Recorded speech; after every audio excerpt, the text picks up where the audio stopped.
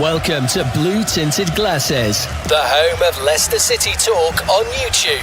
Fan debates, live watch-alongs, post-match reactions, and all the Foxes banter you could ask for. Subscribe now and see the game through Blue Tinted Glasses. Just into race clear. He's got Jamie Vardy with him. Jamie Vardy sets off. Jamie Vardy! Pull back here for Darwin. Oh, he scored! An absolute belter! That is trademark Abdul Fatahwood. This one into the box. Nugent over the top. Oh, what a goal! David Nugent's just scored a beauty. He's made Forest look like fools. Premier League champions 2016. The amazing Leicester City.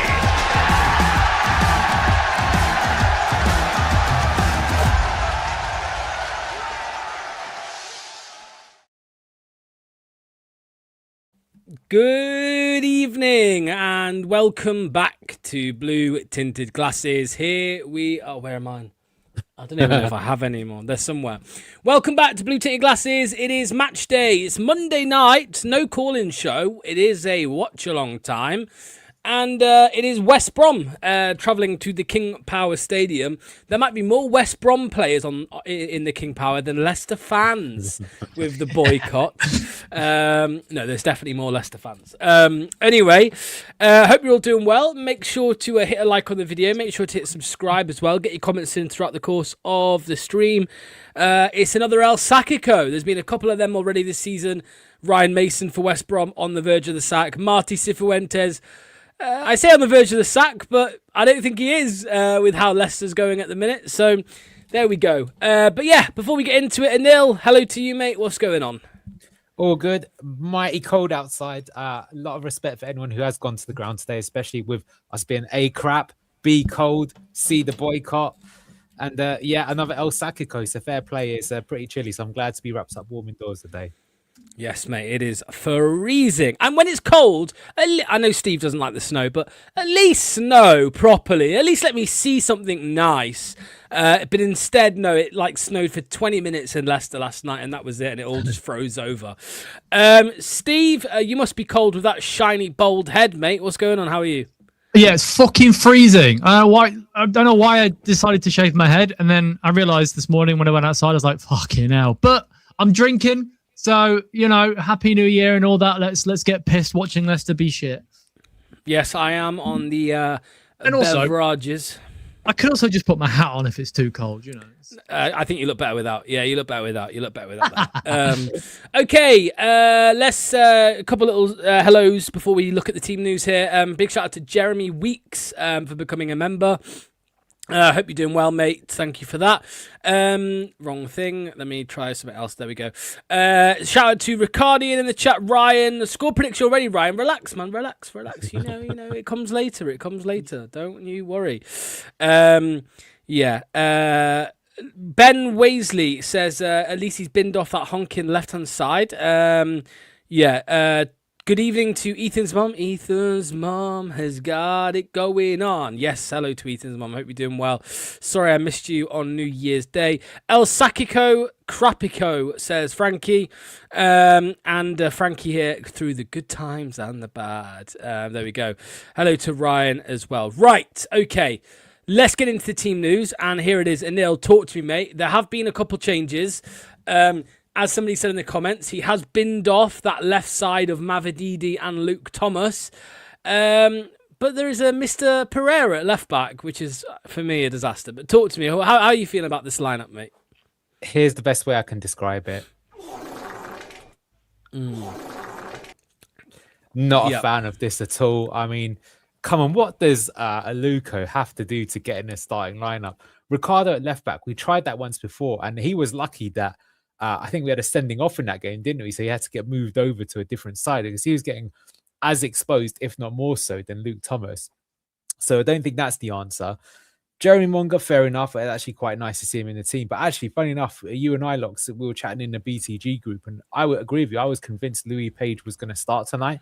He's another one that I cannot understand why. Like, yes, Bobby Reed scores goals, right? But actually, a lot of the time, we're carrying a passenger in the team because his lack of energy. He is a good player.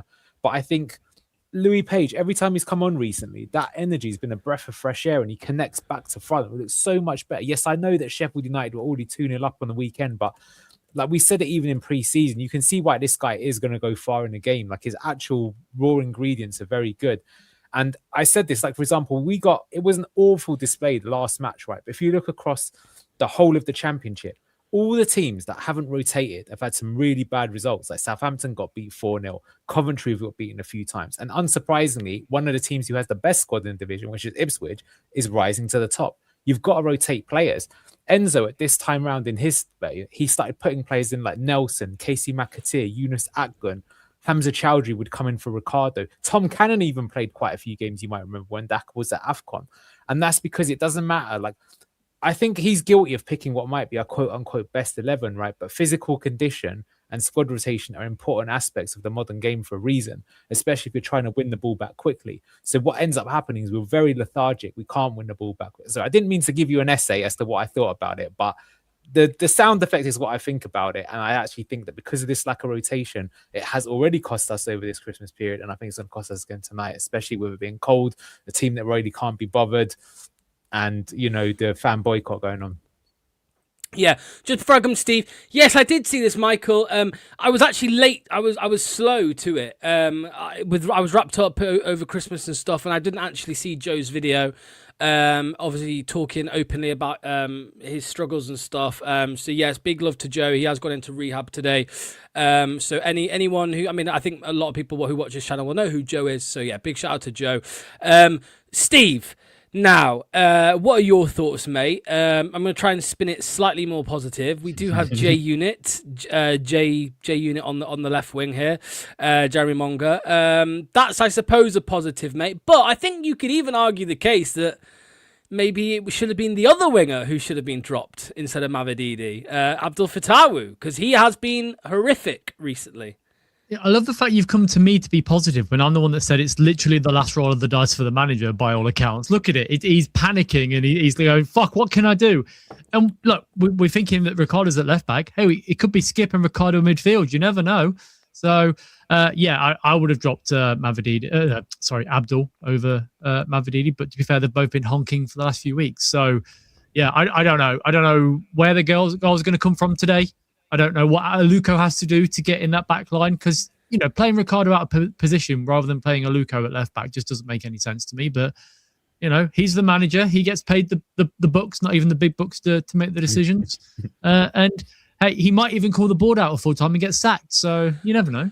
Well, I was going to say this. I mean, 2 managers have been sacked in the last 7 days for calling out the board at the end of the game or calling out the board in interviews. So that is the quickest way to get sacked. So if he wants to throw in the towel, but then we did say this the other day, right, Nil, that I think there's probably clauses in contracts where if they say certain things they're not meant to say, then they can probably get their termination fee waived. I mean, Enzo Maresca did not get paid.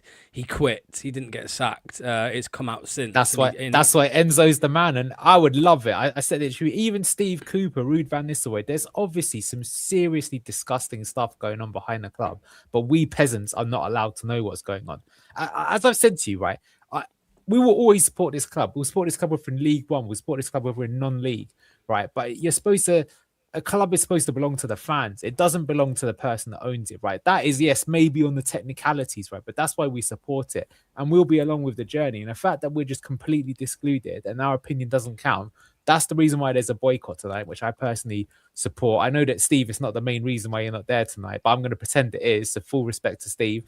And yeah, I would actually love it if one of the managers had the balls to do that and just absolutely call it out and let the fans know. Because you know what? Even though he's a honking manager, Marty, if he went out in a blaze of glory like that, I'd actually have a lot of respect for him. Yeah, well, you spoke about the boycott.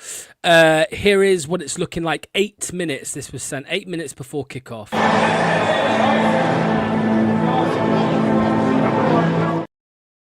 Wow. So, even if there wasn't a boycott, that is a damning indictment of. I mean, okay, the weather's terrible, so I would say you're probably going to lose 20% of the fans to the weather, but you know that looks awful, and I can't imagine it's going to get much fuller than that, really, for a championship game midweek.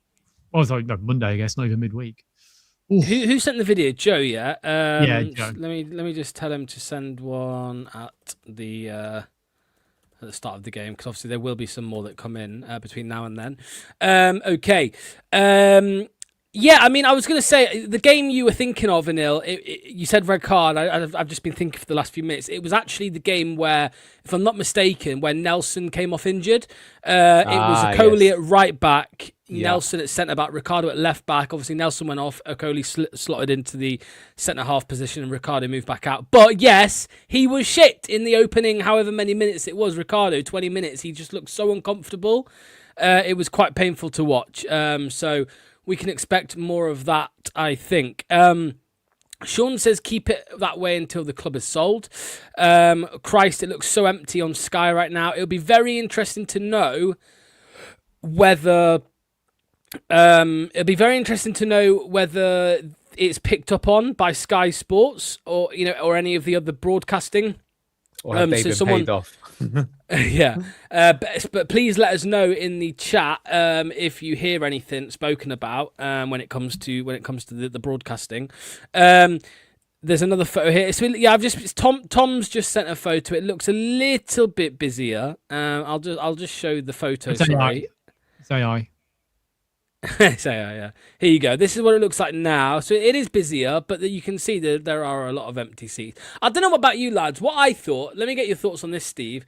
I actually thought, and I'm not slating the boycott. I completely agree why people want to boycott.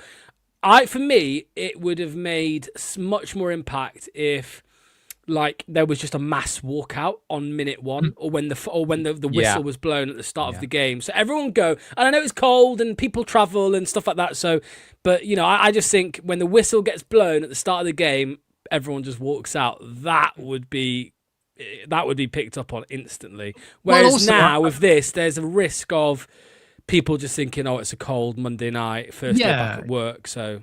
Yeah, it would have made more sense, in my personal opinion, that if you did it on a Saturday, like on a 12:30 kickoff or whatever, do it in front, because I know you got to do it in front of the cameras and whatever to get the attention to it. But if you walk out, then that shows a lot more to the owner if he's there. That's the thing, because he's not there again tonight. So, that's another game ticked off his bucket list. And it's nice of him to join in the boycott as well, to be honest. He's been doing it for a while. He started it off, which is nice. But I agree. Look how empty it is, though. Jeez, respect. It should really be done on a day where you're going to get more fans there, because they're just people are going to use it as a cold excuse. It's cold, yeah. But even the West Brom fans didn't turn up tonight. That's nice of them as well. Yeah, that's true. So you can definitely tell. But then again, if you're a neutral, it just depends on if it's how far it's spread, the news of the boycott. Because as a neutral, you would just think it's just a terrible weather and stuff like that. Leicester mid-table in the Championship, people just don't want to go. But yeah, let's wait and see. Maybe it will make its way to some of the mainstream media. I know, like Tom, so certain journalists will be fully aware. Obviously, the BBC will be aware of it. I know Tom Colomos obviously will be more than aware of it. So somebody just put it looks like 65% capacity. If we go 1-0 down within the first 5 minutes, there will be a mass walkout. So you get a mixture of the both. Yeah. Yeah, that's true. And then we can go play Ark Raiders instead. Yeah. Right, we are a minute away from kickoff. As always. Have you seen that stat that's on the screen? Jakub Stolarczyk, most errors leading to goals in Graham! Graham! I wish I had a screenshot of that. That's your... As always, we will have the clock at the top of the screen. Luke will be joining us shortly. He's just having some technical issue. It's Fox's Hob's a nightmare when the game's on Sky, I think. So, but yeah. Goop says Frankie in the chat. Big shout out to you. Who else knows what goop means in the chat? Let us know. There's a Chelsea fan here. I'm on West Brom TV to watch. If you ruin it, guys, I will be instantly banning. I am God mod now. I will ban. We're going to be a bit behind. So, Yeah. Score predictions. How can I forget? Let's get your score predictions in, please. Milgo says, my heart says 2-1 City. My head says 1-1. Clibo says 1-1. Ryan 2-1 to West Brom. There was another one. Travel 6 says, we will go 1-0 down in the first 5 minutes. Yeah. I mean, Neil says 3-0 to us. And Frankie says 2-0 Baggies. Oh, Travel Sick knows goop, goop, goop. Hello to you, mate. Oh, are you in the group chat, Travel Sick? If not, you need to get in it, mate. It's going to be 3-1. Chat. To West Brom. 3-1. Okay. And Neil, what's yours, mate? What are you going with? I was going to go 2-1 West Brom. But yeah, I mean, you got to remember that we were absolutely bailed out by Bobby Reed the last time we played these. We should have lost to them once already. So I think it's going to be a loss this time round. There we go. Sky did they did mention about the boycott. So there we go. Right, let's get the timer ready. Luke Thomas in the chat says 4-1 loss, and the Dazman 50 says 2-2. It's going to be Bobby Reed to kick us off. That's empty. Like, you look at the Joe just put in a video, that looks terrible. Oh, let me get the video. Terrible. Hooray! I think the pre-season friendly Fiorentina had a bigger attendance than this. Mm-hmm. Right, let's get the video up so I can show you guys what it looks like in the yeah, wow, there's a lot of empty seats. You're right. Ball in already, cleared away. This is what it looks like from in the stands when it loads. Here we go.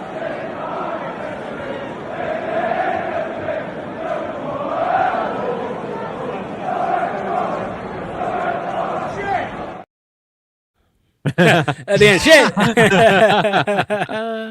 Might be more staff there tonight. Yeah, that's true. Okay. Early corner for Leicester here. Again, don't spoil anything or you're banned from the chat. You're banned. Jordan James corner. Oh! Okoli, yeah.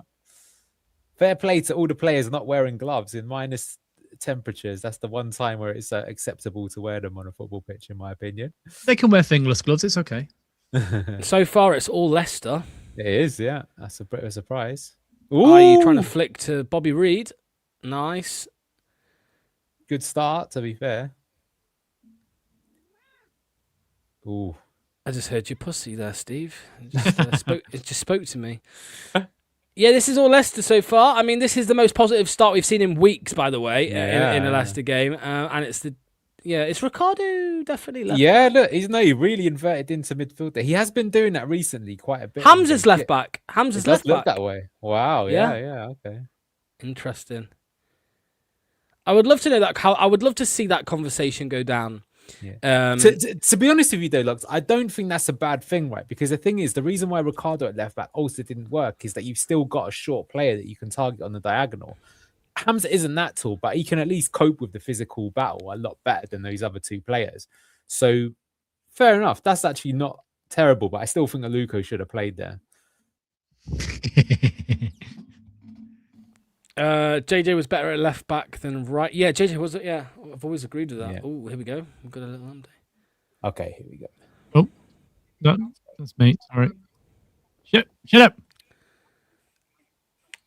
No, it's the thingy, mate. We'll get Luke to turn it down a little bit when he joins. Okay, I was going to say, I was like, hello. Let me bring these comments up here. Ricky being vocal there, good to see. Marty looks petrified. Yeah, he does, doesn't he? Yeah, I was going to say, I would love to see how the conversation went down between Marty and Luke Thomas. Like, look, mate, I'm going to have to pull you out. But why hasn't he done that before? Staying with Stolarczyk, it's like, just because you drop a player doesn't mean that you're going to drop them forever, right? But that should be the fair thing in football, right? If someone has like maybe one bad performance, you can let them get away with it. But as soon as you have a few, like look at even Pep. Pep has dropped players like Foden for like 3 or 4 months before he's got them back in the team. Like that, the whole point is supposed to have 2 players minimum competing for one position. And if you fuck up, it gives the other person encouragement. So what do you do if you're Louis Page and every time you come on the pitch, you're actually doing quite well and then you're just consigned to the bench the whole time? Poor management. So that's why like you can forget the tactics even for a minute. I think Marty's man management has been appalling. I've been very surprised, especially as in the first 10 games. I actually think he got it spot on. Like he was making 5 subs a game. He was like delicately using the want away players with the youth players, and they just seemingly all forgot it. So weird. Here he is the main man himself. Goop, goop, goop. Goop, goop. Luke, are we right to get a slight decrease on the audio, please, mate, if that's okay? Sorry, brother. Yes, it's really it's loud. all I'm like, good, oh, bro. shit. Yeah, I muted it, but Right. Perfect. Thank you, mate. I appreciate that. What time is it, Luke? 4 a.m.? Yeah. Bloody hell. wow. Give me a minute to wake up, lads. Nah, mate. Take your time, mate. Take your time. Good to We've see got Monger the, on the starting 11, though. Yes. And I don't know if you've noticed the lack of fans in the stadium as well. There's definitely Have less they gone than usual, through it? mate. It's not like one of Yeah. those uninspiring fucking protests that they do, is it? Look, can No, you this see is it quite. Yeah. in the This is stands? bad. Oh, Yeah, there's shit. not many there at all. The only thing is, Luke, is it's really cold out there, so I bet they'll probably just be saying, "Oh, fair weather Leicester fans not turning up on a cold day." Yeah. Well, it's -5 to be fair, which is pretty cold. Yeah. The worst I've been in was in Banff, and it was like -40, 45 wind chill, and that was fucking terrifying. But as an Aussie, anything below like 16 to us is cold. Luke, Bobby Reed, what's he doing? George JJ's there. Yep, have a crack, maybe. These are awful. It's too ambitious to do that, JJ. I mean, as we've been saying, Ryan Mason has been on the verge of the sack himself quite a few times. Every Luke, time- yeah. sorry, Neil. I was going to say, Luke, I want to catch you tired and moody, and I want you to respond to this comment here. It's from Anthony. He says, try being positive just once. You sound like clowns, just armchair managers. Well, fuck off back to Leicester Fan TV or some gay cuckold shit and fucking get your entertainment there, bro, because you're in the wrong place. Next. Oh, my God. Oh, my God. Immediate W stream. Immediate regret asking Luke to answer that question. Not at all. Stop using the chat, lads. Stop using the chat. Fucking want to look like a clown. I don't like the way you guys talk and do things. Do it how I like it. That makes us clowns and not you, you fucking moron. Oh, well. Yeah, West Brom is shit, man. Like you said, West Brom are fucking dog shit. That's great. Well, I don't know you, but now you're seeing the championship even. Coventry are having a wobble. Should have beaten Coventry. Ipswich are in second place. We beat them. It's like, I think again that we've so massively underperformed this season. Like, it was there for us. Maybe not Autos, although looking at the league table, I think even Autos was there for us if we weren't terrible. But we have been. Even Borough smashed Southampton 4-0. And To be Borough, though, I know that they were lucky to get the point against us, but I think they have been pretty consistent throughout the season. And more of a part that Southampton are terrible than Borough being really good. So. Well, to be fair, I have to say actually, because on this stream I did say that Southampton did change their manager. They changed their manager. They got 4 wins in a row, but now I think they haven't won in 5 or 6. And so I was looking at some of the Southampton fan channels just to see what they thought about it, and they're like, "This really makes you think that the dressing room there's something stinky going on there, right?" Because they actually showed that they could care for a bit, and then all of a sudden they've stopped caring. Like, what's going on? That was really good play there from Leicester. Yeah. Out. Go on, Bobby. Oh. That's a free kick. A lot better tonight, Bobby, to be fair. That's it. That's what you want to see. Fast. Gear it forwards.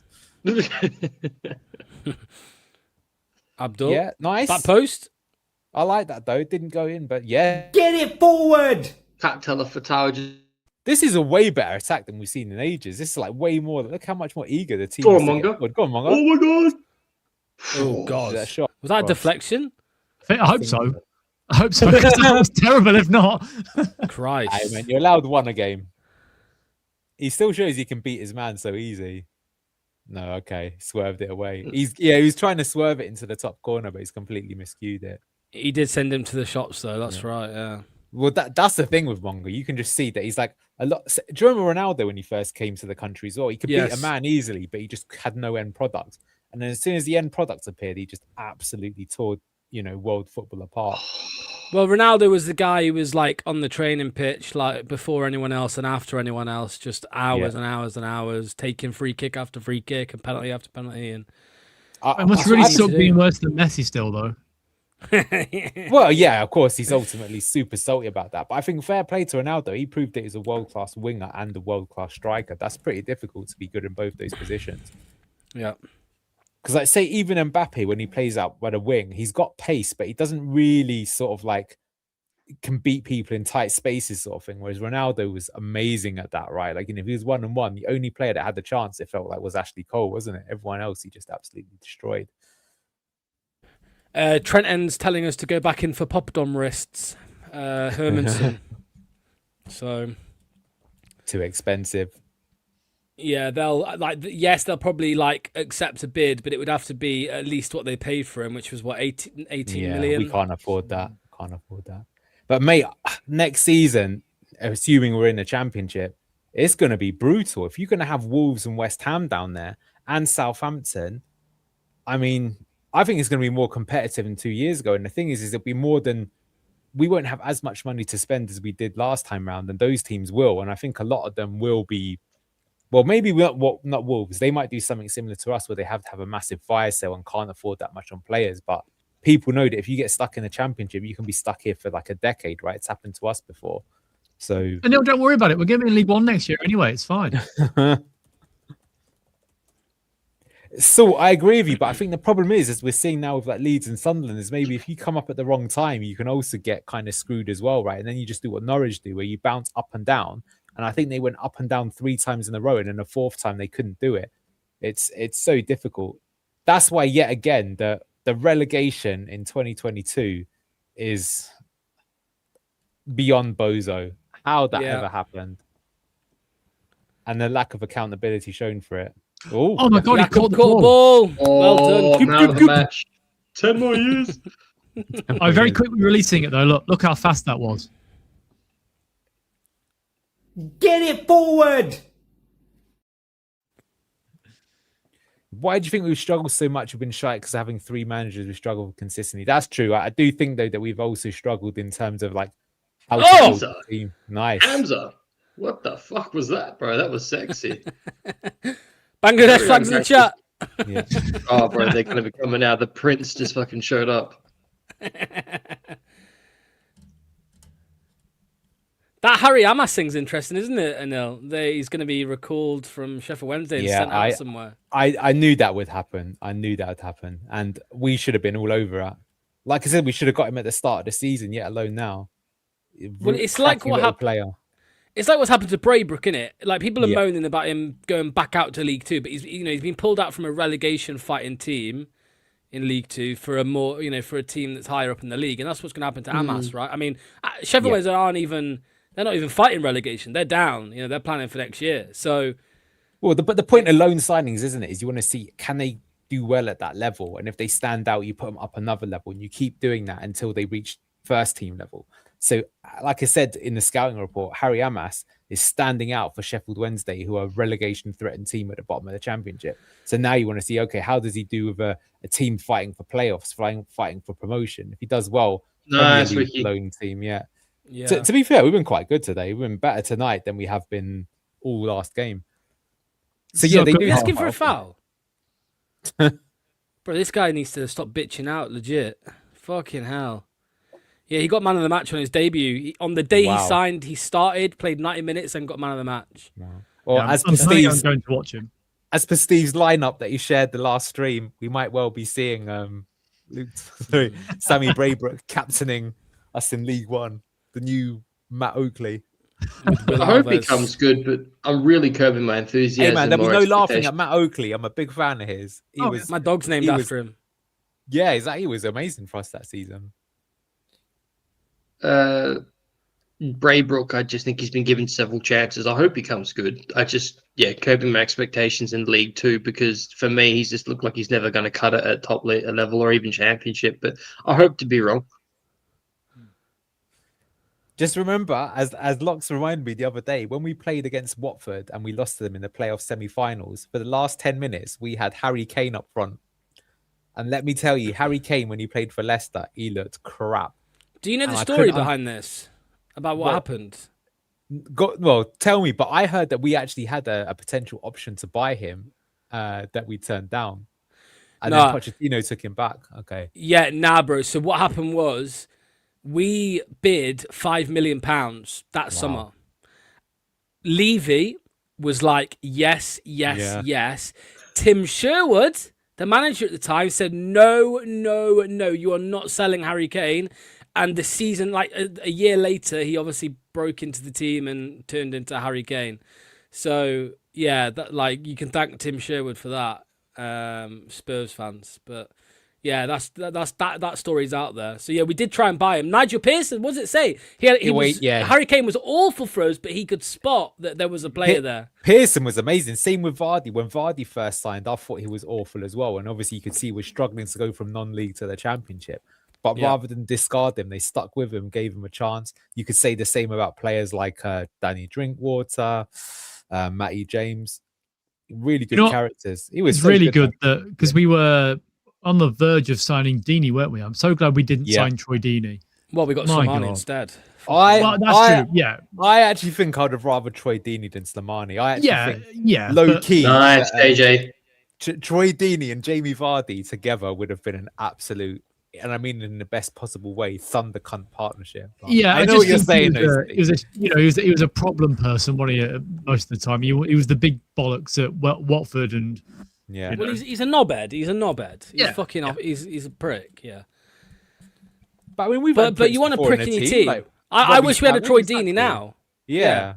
We do. It's Luke. Mate, I would love a player like Luke in our 11. That would be amazing. You're the Troy Deeney of BTG. I'll get it to 11. It's heaven, but it'll just be red cards. 11 red cards in a row.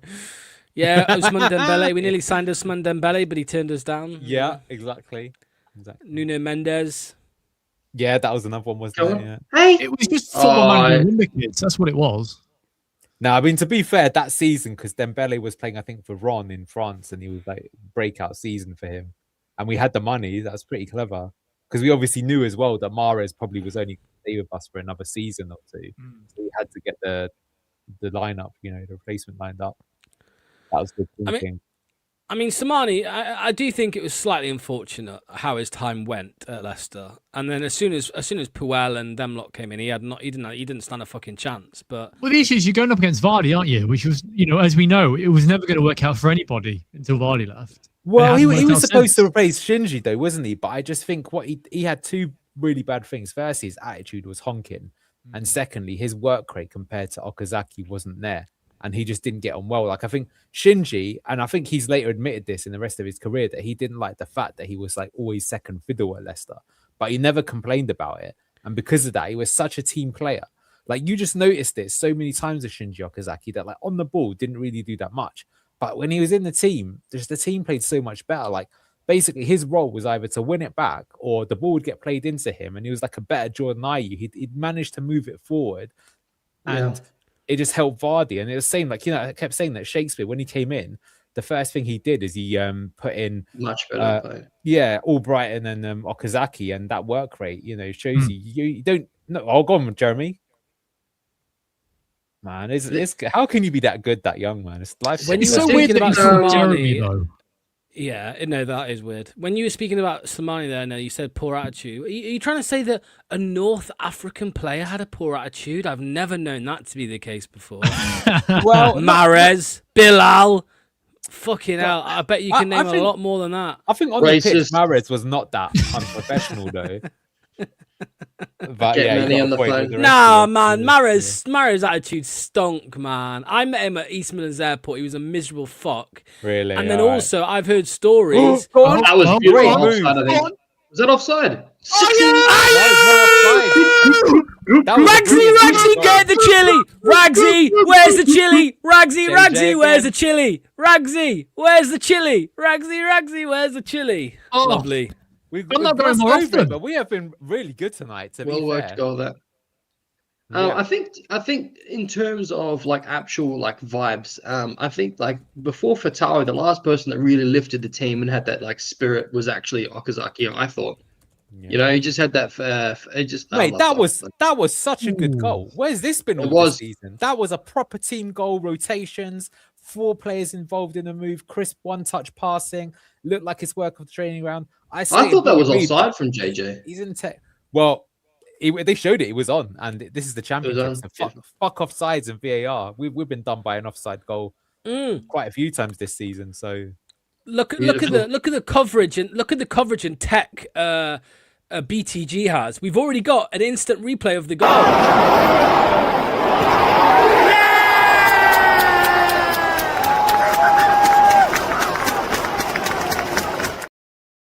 Nice. Quick times. Cameraman Imran in the stands. Mum.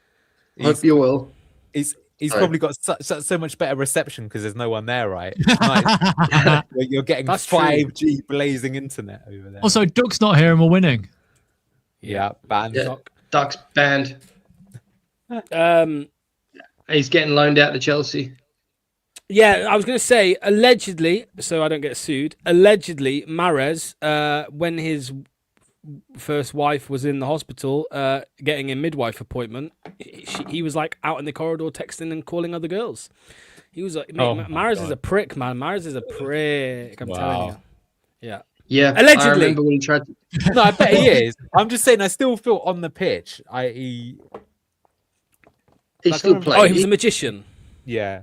No, but I think like Do you even then, remember- like he got slated for his work rate when his work rate was not as bad as people thought it was. Like I especially remember like the Seville games, like he did work hard and he got taken off in the end, and he was then moaning at that point, but he like did his job. I love that Neil's just put less fan pressure. So what you're saying is we should have less fans there every week and they'll turn up. Okay, perfect. Let's do it. I think Logs Do you did remember mention when he that. tried to Though. force that move? Sorry. Yeah, do you remember when he tried to force that move? And like when it was like France or somewhere, he was trying to force that move, Mahrez, and it was like right before the season started. They're like, "What are you fucking doing? When are you gonna come back? You're playing for us." The season before we saw him to City with the crankiest face. It was he was at an airport. Mahrez was at an airport, ready to go. Yeah, ready to fly. Yeah, he was. Medical. Yeah. And then you had all these mental retardation fans going, "Free Mahrez, go fuck yourself. He signed the contract, you bitch." I sort of understand where it's coming from because he did have an agreement with Vishai that, you know, if the big came we would leave. So I think he was just hoping that that would come around. I think they did walk back on that. So I think we did do him a bit dirty because the thing is, you can say all that, but unlike Kante, like Mahrez did stay for us in the Champions League season and then one more season even after that. And I don't know about you, but I was so disappointed by Kante. And as well, he went to Chelsea. I know they won the league, but they weren't even in Europe that season. It was like, come on, bro. Like if you'd have gone to like, you know, Real Madrid, Barcelona, all right, fair enough. You could understand that. But I just really felt like, I don't know about you, it's like we've literally achieved the impossible and your best player still leaves. He's like, what? I actually think we would have won the Champions League that year if he stayed. Maybe. That's another thing as well. Kate's just messaged that apparently the chant in the stadium now is, if you're watching on the telly, you're a cunt. Yeah, man. That's funny. Yeah, Kante was a 30 million release clause. Yeah. But why? Like, you've just won the Premier League. You're about to have Champions League football. Like, you would think that would be enough to, like... They still probably, like, tripled his wages. Like, you've got to remember that, yeah. I was going to say, and Kante went and won the Premier League the year after, right? Yeah. Like, he thought Chelsea are going to probably be in a better position than Leicester to win it next season. Yeah, and he won the Champions League and the World Cup and stuff. You know, I think ultimately he made the right choice for his career. Yeah, but he's meant to be this alleged nice guy that's super humble and drove like a shitty car to training every single day. Yeah, he took the money at Chelsea and then he went to Saudi, so he's not this super nice guy that you guys will make him out to be. I agree with you, Luke. Would say scumbag, but like... Luke, would you play 10 grand a week at Leicester, Luke, or would you play for $500,000 a week in Saudi? I'm not just saying this just because I'm a Leicester City fan of blue tinted glasses. I would choose wherever I felt happiest, and I would choose that to me what's happiest is the most like competitive. Like if I've just spent a whole season with vibes of people achieving this amazing 5,001 to dream, and now we're about to go into the Champions League, and basically the whole team's still here. We're all friends. We went through that whole experience together. It was amazing, the ascent, the whole thing. Why would you not want to keep that roller coaster going? For me personally, is how I would feel. But no one's ever going to believe that. Well, we made it to the quarterfinals? It was around quarterfinals of Champions League. Yeah. You got in the dodgy penalty that Athletic. Yeah, exactly. In the home leg as well, man. That was criminal. A couple of the Leicester players said they think they could have won the Champions League if they had Kante in that team. Yeah. It wasn't a particularly strong Champions League that year. It was one of the ones Real Madrid won, and they weren't stat spectacular. They just won it with their players. So Luke, just to add to that, what about if Hamza offered to give you a rusty trombone? Would you then sign for Saudi? Yeah, oh, no. No, I thought you were going to say for the Champions League. I immediately was about to say yes. I was like, I thought if the Champions League win, I was like, of course I would. We got him. We got him, boys. Clip that. You guys stitched me up. I thought you were going to say to win the Champions League. Oh my god. But yeah, no, but like you would think that like his whole team would be like, stay, mate, stay. We're about to go for the Champions League together. Like, you can't just leave. But no, he took, because then you got to go to a new team. You got to meet all these new people. English is already not your first language. Why not just stay comfortable? Anyways, no point debating about what happened. Well, anyway, let's talk about the game. I mean, where's this been all season? I think this is the first time where I see like actual. I mean, to be fair, West Brom are really backing off us. It's quite noticeable, but the triangles and the passing is like, I mean, this looks good, right? Where's this been all season? But Anil, how many times have you said that? And then the following 2 games we've been dog shit, and so we can do it over one game potentially. But what I'm saying is, Steve, is this is one of the few games where I can see the patterns, right? Like you said it many times, and I totally agree with you. Like, what is Leicester's style of play? I thought we were just going to concede, and you're going to go, there's our style of play, Anil. Concede fucking weak ass goals, and you'd have been, yeah, you're right. This is so bipolar, typical Marty Leicester, though. It's just complete. It's not even a little bit different. It's just like another team week in, week out. It's fucking strange. And we're halfway through the season now as well. I mean, I will say, like, my point before, though, is that if you look at West Brom, they're really not like trying to engage. So they're giving the players a lot of time. So is making us look good in that respect. Whereas compare that to the last game, where every single time, Sheffield United are putting us under pressure and bullying the players. If you knock at that, that's how you beat even the good Barcelona team back in the day, right? Don't let them play. Make it a nasty game, and they're going to struggle. You guys surprised? Do you remember the grumblings that Harvey Barnes was going to play for Scotland because his granddad was Scottish? He was going to switch allegiances because he's obviously not going to crack the England squad. I don't know why he hasn't done that yet.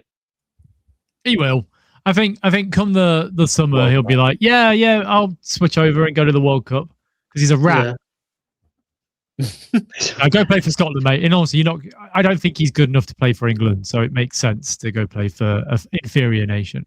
How Scottish was Matt Elliott? Yeah. How Welsh was Gareth Bale? No, I'm joking. Very Welsh. I meant Ryan Giggs, to be fair. Andy King. Andy King's not Welsh at all, really. Yeah.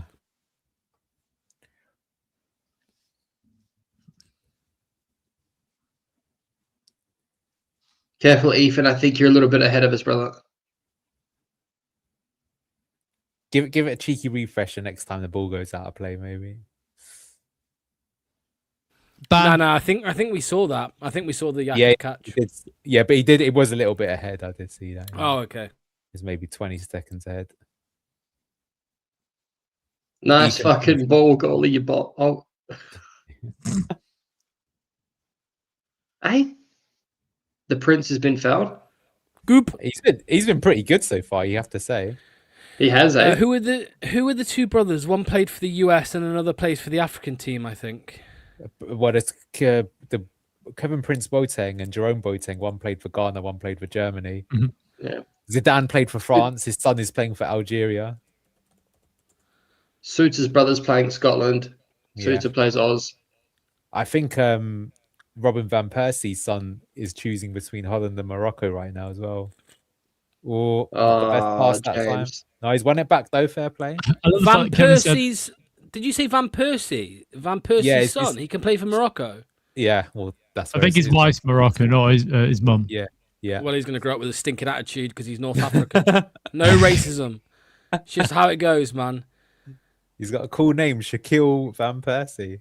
If it doesn't work out, you can just go and stand in the promenade and sell bracelets to people. Yeah, well, again, that's slightly racist. No, it's not. No, because loads of people do it. Do it in Japan all the time as well. Man, yeah, it's not racist. It's like saying people from Coventry are scruffy bastards. Well, it's true. People from North Africa are just pricks. It's just how it goes. Oh, what Jakob. the fuck is this? Handball! That's all come again from Jakub not being able to catch the ball, man. We got a fair play, Ricky. You've been good in this game so far. But look, it's time to put Begovic in, man. Just catch the ball, mate. Catch the ball.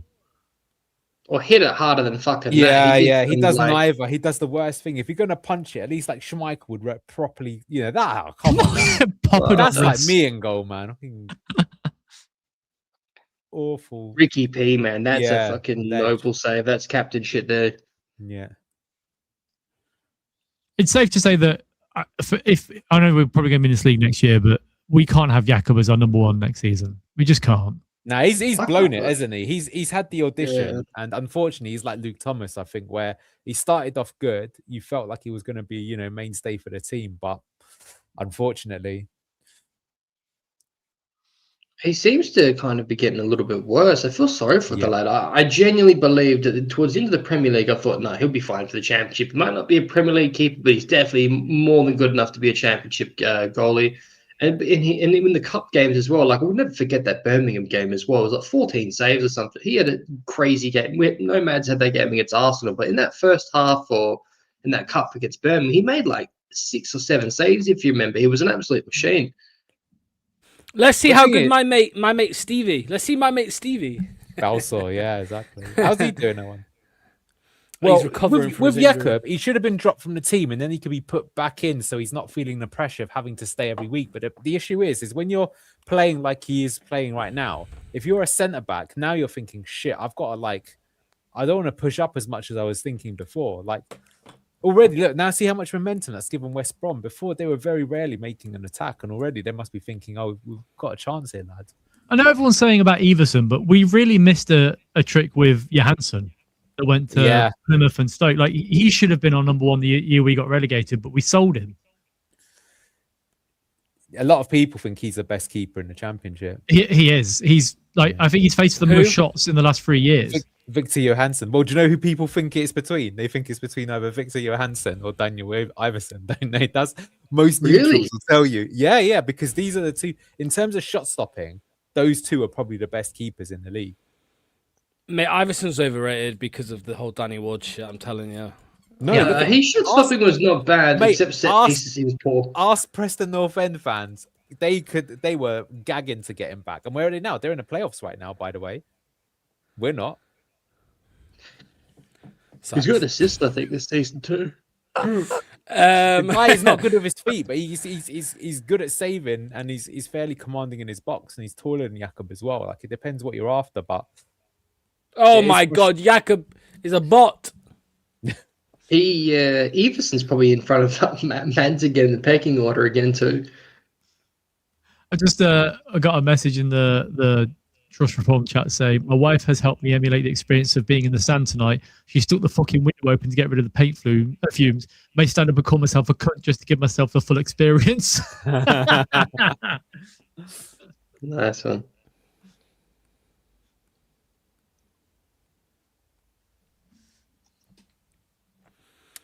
At the very least, stop the shots.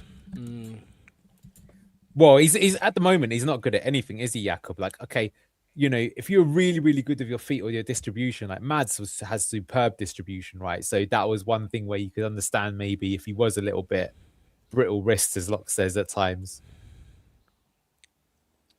Yeah. How hard would it be as well, though? You say, to drop Stolarczyk, to give him a rest. I think psychologically, getting dropped as a goalkeeper must be so hard, though, because, beaten. Stolarczyk, fucking shit. You knew it. As soon as we broke Jakub's terrible, man. Open, man. Way too open. Here you go, Luke. Does this cheer you up? Come on the camera, man. Who? That a vibrator? This, bro. No. The Balinese bottle opener. Yeah, man. That's the dog shit. Mate, look at the high Raymond line. Leicester. Fucking useless. So do you think that's what's happened here, Neil? Do you think we have changed slightly, right? I mean, we've said that our attacking play is much better. Are we playing a higher line? Yeah, That's the problem there when you play the high line, right? And it's so easy. And the problem is like you could see it as soon as the ball was slotted across. You're like, oh no, it's just too easy. Ricky's legs have gone, haven't they? Like he would have caught up to that 2 years ago. Maybe. I do also think in that sort of position, I don't know, we were harsh on the keeper, but you're going to sweep a keeper a little bit more when you're, but especially when you're one up, like there's no need really to be pushing that high. And what a simple goal then to give them in the way back in the game. Ugh. And let's not get it twisted, by the way. West Brom are fucking dog shit. They are a dog shit team. But we make dog shit teams look good. Blackburn, you know. Well, that's what somebody said on the stream the other day. He said that when shit teams are here, we look like decent, and when good teams are here, we look terrible. Like the best we ever look is decent.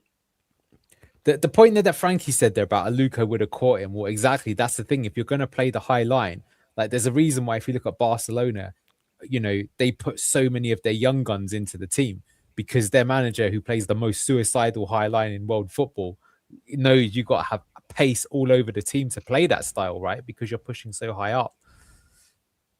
And, you know, you think you get rid of Vestergaard, which is good, but you still got one player whose legs have gone there. I mean, to be fair, before that, though, Ricky has been good. And, you know, that goal isn't just on him because it's upfield that, you know, the ball's been given away. I think that is more of like a, to be honest with you, that's got vibes of James Justin from Cooper, but a bit different. Like the way that you set up is not going to get the best out of you. Yeah, 20 games, no clean sheet. Oh, my God. That is... Didn't you say we've now got a worse defence than when we went down to League One? Yeah, I think 2 more goals and we'll have the worst defence.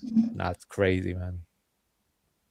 What's crazy is that our stats, we're in the bottom 3 for stats. Oh, no. Oh, we're lucky there. Fucking hell. Now, look, the game is... Heads dropped. Yeah, rattled. Yeah, heads dropped. Rattled, exactly. It's like watching Luke on Raiders there. He's fucking panicking. You're the panic. No, we've got to extract. We've got to extract, mate. We've got to extract. We've only just got it. I don't want to lose it. Craig. You earlier when you lost your big gun, you were like, I'm fucking fuming. Mate, I get so ranched up. I get so angry. I'm just like, goop. Get rid of this, Leicester. Mate, Donkey over Reed is not having a good game. I want him off. Well, they're good for the goal, but after that, you're right. He has been. I've been saying that his lack of energy does cost us. Poor distribution, and he's also losing physicality-wise as well. So I want to sit here and tell you to put Page on, but I think he'd struggle a bit too. But at least he'd have pace and energy. His positioning's better as well. Mate, do you think that the fitness levels at the club right now are awful as well? Because most of our players look gassed after 30 minutes. No, but Steve, the thing is, we haven't rotated though, right? I said this. Yeah. If you're playing so many games in a quick succession over Christmas, all the teams in the Championship look leggy. It's not just us. The ones that don't, the ones that rotate their players. I do agree though with what you're saying, so I don't interrupt you, Luke. Go on about the fitness. Go on, Mongo. We did look leggy at the start of the season as well. That's all. It's just, I don't know, maybe it's the IU effect. I'm just used to him being out of breath. At least he stepped up there, Jakob, to be the sweeper.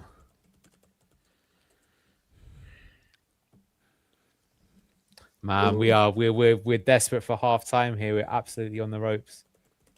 Desperate for half time. Probably 10 minutes ago we were in the ascendancy, and now we're just getting dominated. You say weak mentality.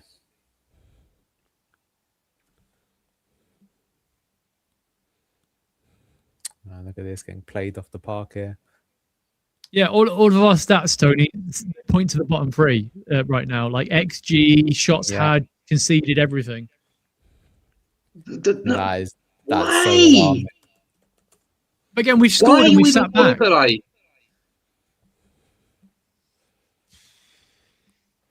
Well, the thing is, Steve, is we conceded because we were pushing too far forward. But well, I mean, like we scored, and then we didn't really sort of do anything else from that point, and now we've conceded and we just sat back. Well, that's why I said, I mean, where Luke just went spare, he's right, because we've just given the ball right away after getting out of trouble. We need to just hold the ball, get your experienced player now to just control the game for a bit. Give yourself some momentum. Lads, look at the private chat.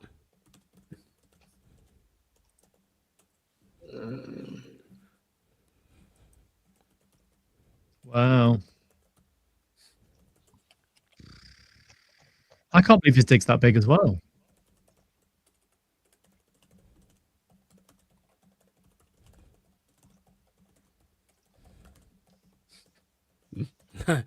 I wish. Let me down there, Locks.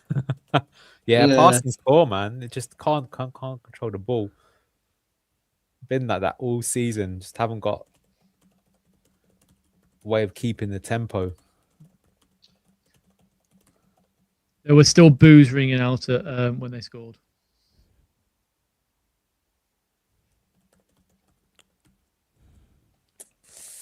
Oh, I can say now.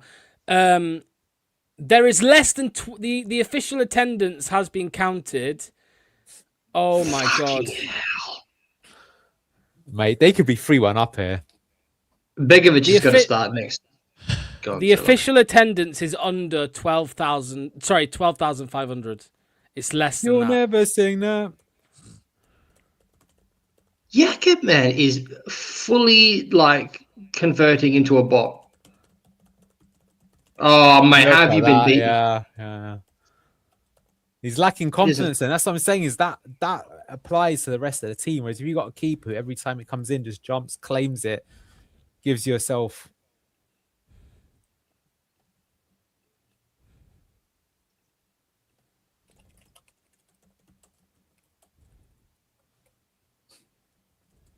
What the fuck?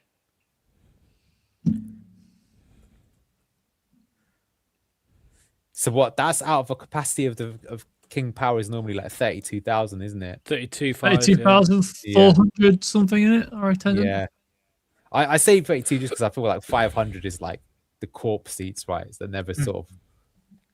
But wow, that's under 50%. That's crazy. Like I say, you'd get much more in pre-season friendlies. I want Nelson to get the armband next season if he doesn't want to leave already and tempted by another offer.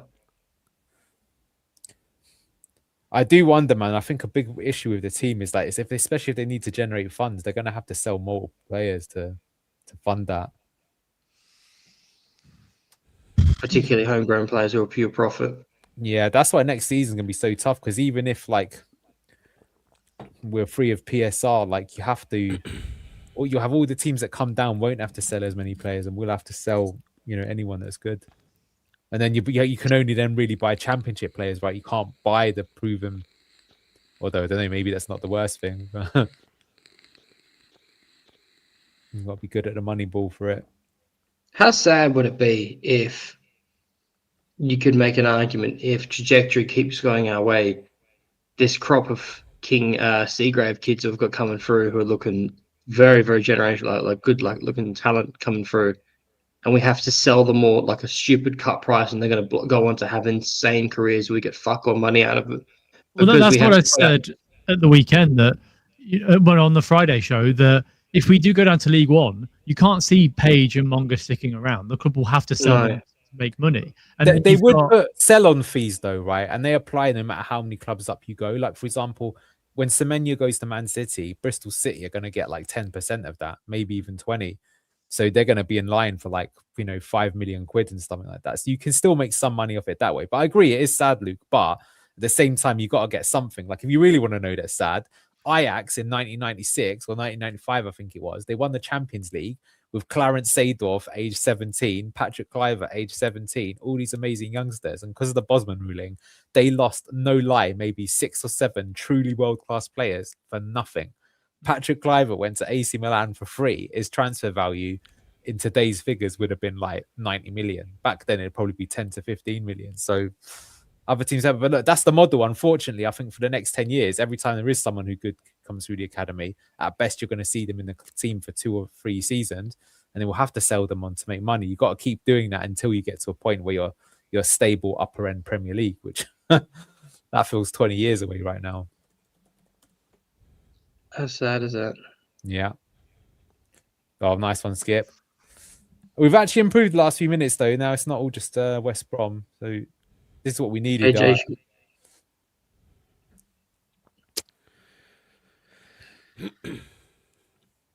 Oh.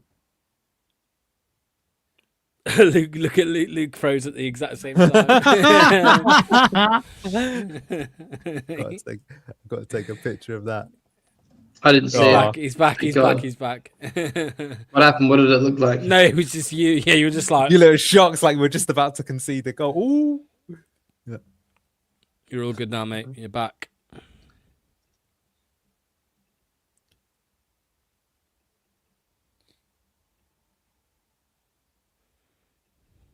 Oof. Conscious. If Page keeps on playing decent and can come off the bench, I wouldn't be surprised if he gets pinched either. And there was talks of Evans going to Tottenham. I thought we just weren't playing him because he was one of the kids that didn't sign the contract, but maybe he's not as good as we think he is just yet. But what's depressing about it is even if we make some good money from these kids and they all get poached, and it's like, yeah, the academy's done its job, but we've been forced into doing it by putting out a fire that we started with all these financial incorrect decisions. That's what bums me out about the whole thing. It's like the one little like shining light you've got for King Power guy at the moment is like, look, they've invested in this academy and look at the kids that are coming through. Now we're not even going to get to reap the rewards from it. We're going to have to sell them at a cutthroat price to be able to comply with FFP or whatever. We don't know if that's the case just yet, but it would be so disappointing if that was, because then it's like, well, what was the fucking point? It's even worse as well when like bozo players like Samari are going to end up making way more money. Oh, lovely ball, Ricky gone. Or than some of these players that probably actually deserved it. I agree with a lot of chat saying here that Bobby Reid is like seems to be pulling out of challenges. He's That's what I was going to bring up. Yeah. Reed's been physically beaten though quite a few times. Though that centre back he's playing, or whoever it is fucking huge. But he's looking quite donkey like. He's slow. His passing's he's left a lot to be desired. I really hope Page comes on for a considerable amount of time. He's on the bench? Yeah, I haven't looked at the bench. So fucking sakes. Yeah, here you go, mate. Here, I'll play it here. Look, I'll put it on screen. Down the bottom. Begovic, Vestergaard, Luco, Thomas, Page, Wanya, Mavididi, Silko Thomas, and Daka. Thank you. Oh, go on. Are you? Go on. The part that I would disagree with a little bit though, like I think Ricky on the ball is quite creative for us. But Hamza, good challenge. I love it. I hope that. Hamza's not been bad, lads. He's not been bad. Not at all. He's been good. He can cope. I mean, look at what the Blades fans were saying. They were like, "Why didn't you start with Hamza against us?" Bangladesh flags in the chat. I think the issue is when we try and play more of a technical game, of course, Hamza struggles there. But if you're playing more attritional like that, you know what?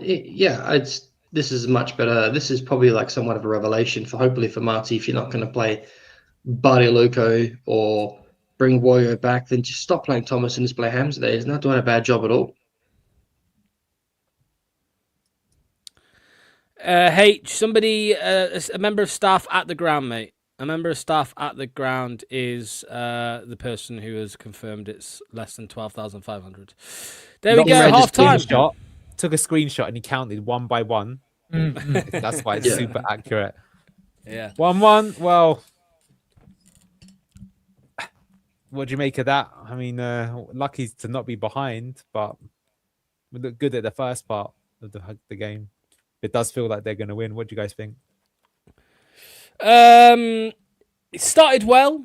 Tailed off a little bit. I felt when we conceded, we were just under the cosh. We were a little bit rattled, as we always are after conceding a goal. A couple nice moments, but I mean, as I keep saying, these guys, I mean, West Brom are dog shit. Like, they've lost 9. Is it 9 they've lost in a row away from home? Really? 9 games in a row they've lost away from home. He's under the cosh. The manager, he might be going if they lost this. So, yeah, I think it was just a little bit better, but yeah, I would agree with what Moxie says here. A bit of this and a bit of that. Luke, what did you make to the game, mate? The first half.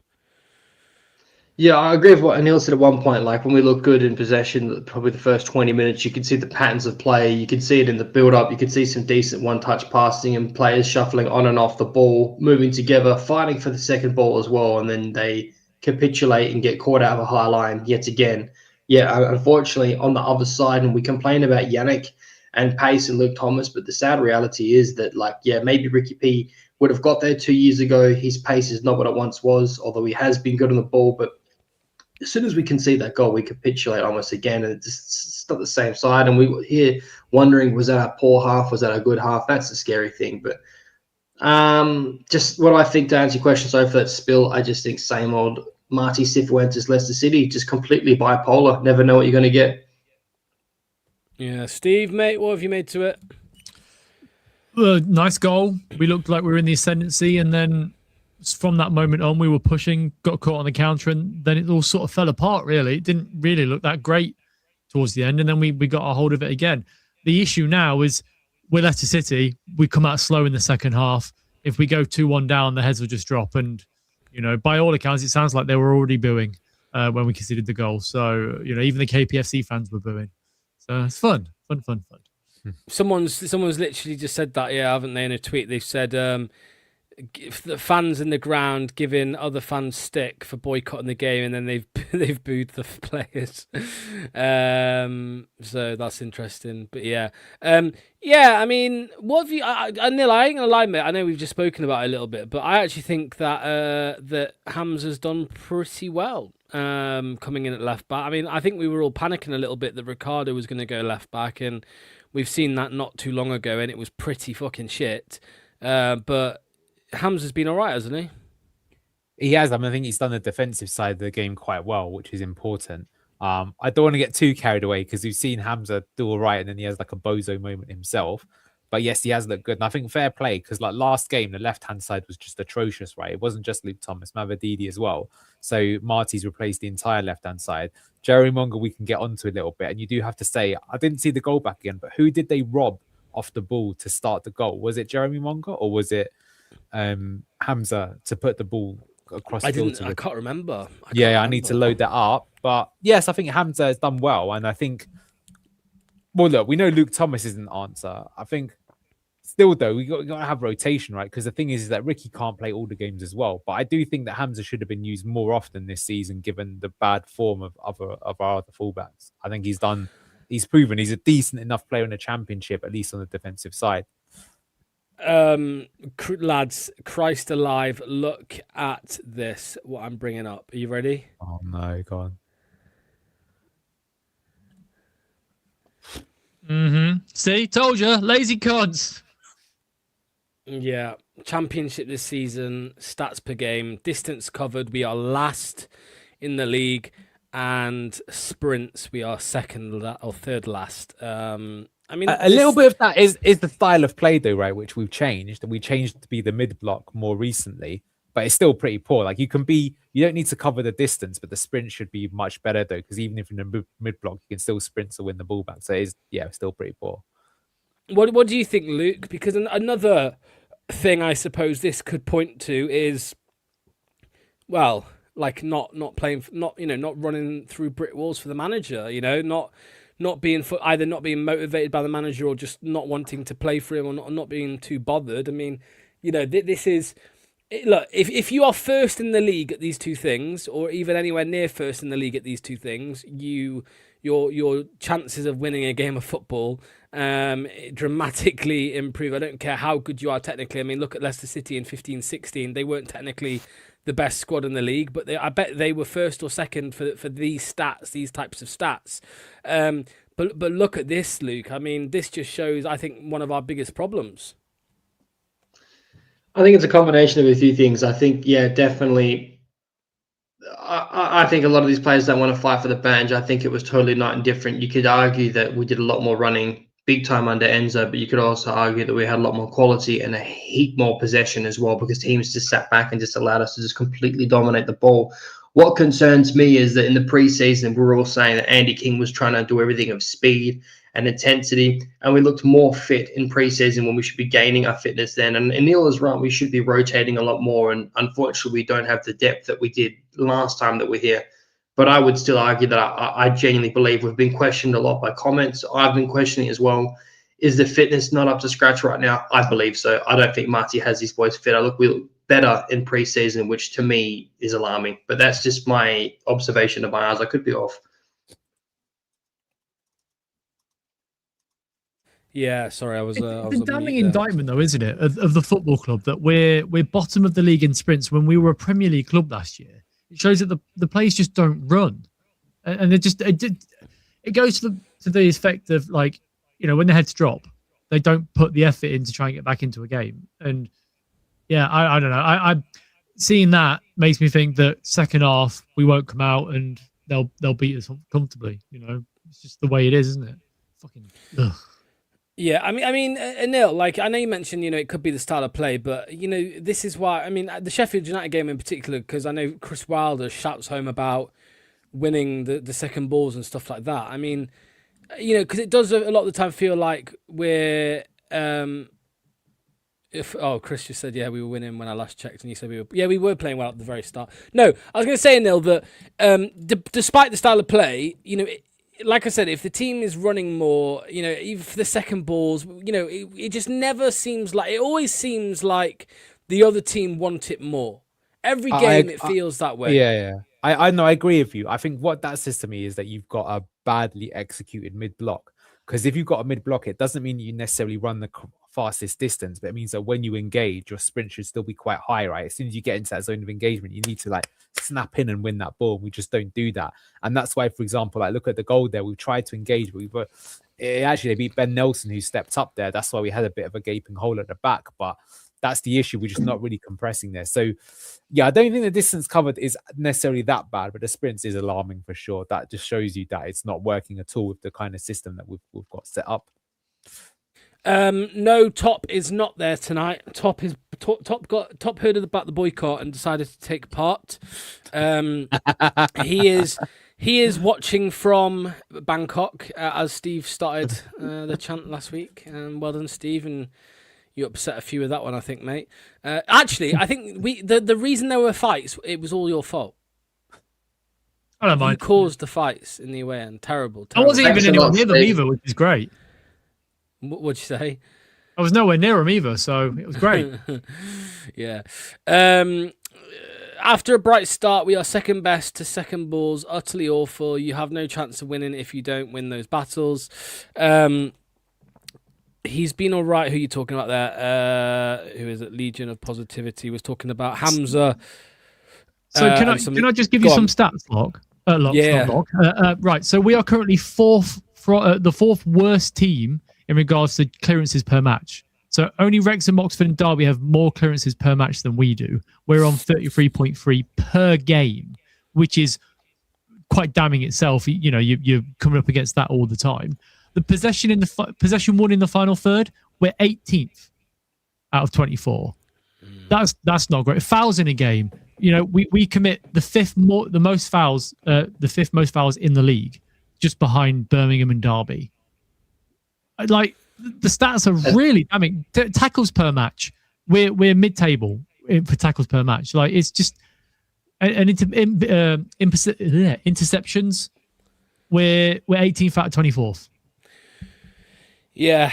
Just before I go to this comment, I wanted to bring. There's somebody has said there's a Coventry fan saying, "Oh, this downfall for Leicester's great, mate. You've won 1 in 5, okay, and you're going to finish third, right? And you're going to lose in the playoffs. You'll finish above us, that's for sure. But you're not going up in the top 2. So keep grinding these out, mate.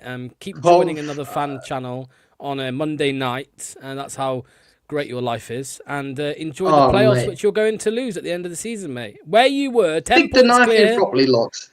Well, on, mate, they were 10. They were 10 points clear. They were 10 points clear, and now they've won 1 in 5. And Ipswich is going to overtake them. There'll be another team that overtake them. They'll finish third. They'll lose the playoffs. Happy days.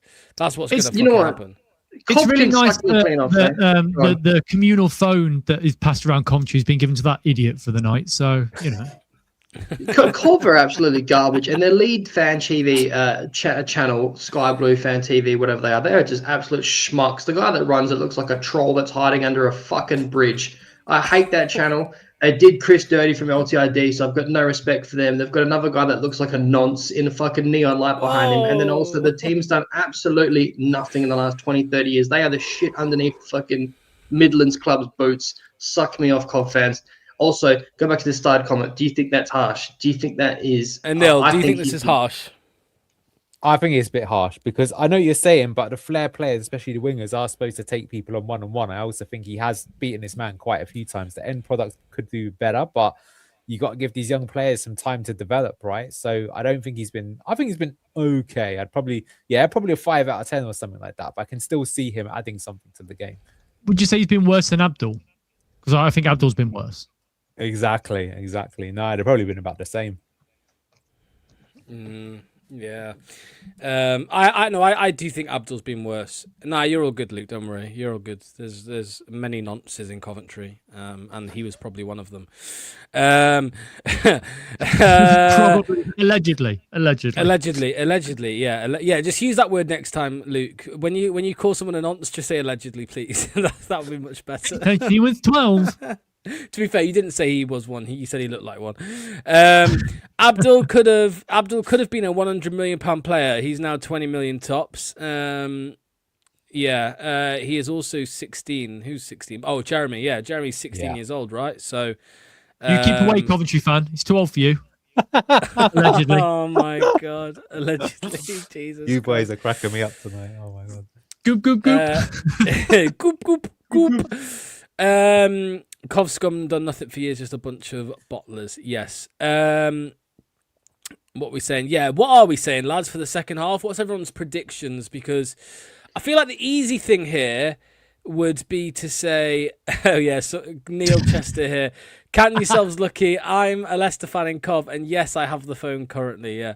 It's got one of those wind-up chargers where you plug it in and you have to go like that to charge it up. Yeah. Yeah, I think the easy thing to say here, lads, would be that we're going to lose 2-1. That's the easy thing. But I actually don't think we will. I think we're going to win 2-1. We should do, because as I've said for the 5th time today, they are fucking terrible. And if we didn't win, then it shows how truly awful we are. But Nil, any second half predictions, mate? I'd probably agree with you there, Locke. So I would say, though, the last 5 minutes, I do think we wrestled control back of the game, which is a promising sign. I think he's got to make a change quite quickly, though. I'd bring on Lewis Page, as I said. I don't think he'll do it, though. What about you, Luke, mate? What are you saying for the second half? I'll be back in a sec. I don't even know, to be honest. It seems to always go the opposite of whatever I say. So I'm going to say we're going to capitulate and lose 3-1. We're gonna lose 3-1. We're gonna lose 3-1. 3-1.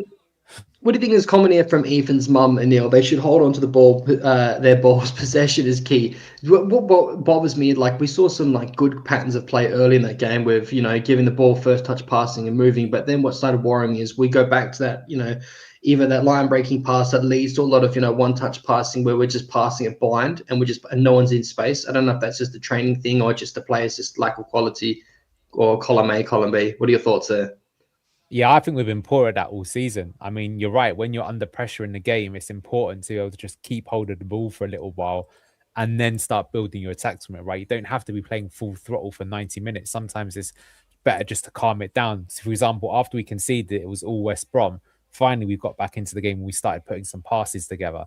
But the problem is, Luke, is that I think a lot of goals we've conceded this season have also come from like overly playing the ball and losing it in bozo moments. It's a bit of a tricky one, right? Because then the argument could be, if the team isn't technical enough to do that, don't do it and just gear it forward, which has also worked sometimes. Because, like, for example, Jordan James, the last goal he scored is just because Luke Thomas did the hopeful kick up field and he gets onto it. But yes, I think it's something that has been poor all season. I don't know what the fix is, right? The best player we have at maintaining the ball in midfield is Harry Wanks, right? So he's not the answer either. I don't have a good answer, but I agree. Yeah. Oh, Steve looks absolutely chuffed towards the second half. Yeah, Cheer up, I might go Steve. shine my Have a head long instead, to be honest. Oh, hang on. I need to make sure I do this, don't I? So everyone knows my name. It's not Chris, it's Steve. Not those type of balls, guys, what I've been told. Sorry, lads. I was a bit delayed there. I went downstairs and I got a debrief off my girlfriend as to what happened in Corriedale. Apparently, Coronation Street and Emmerdale have merged. Fuck knows what. Boring. No way. Really? Yeah. Well, they've Is she merged for from like one Coventry? episode. No, definitely not.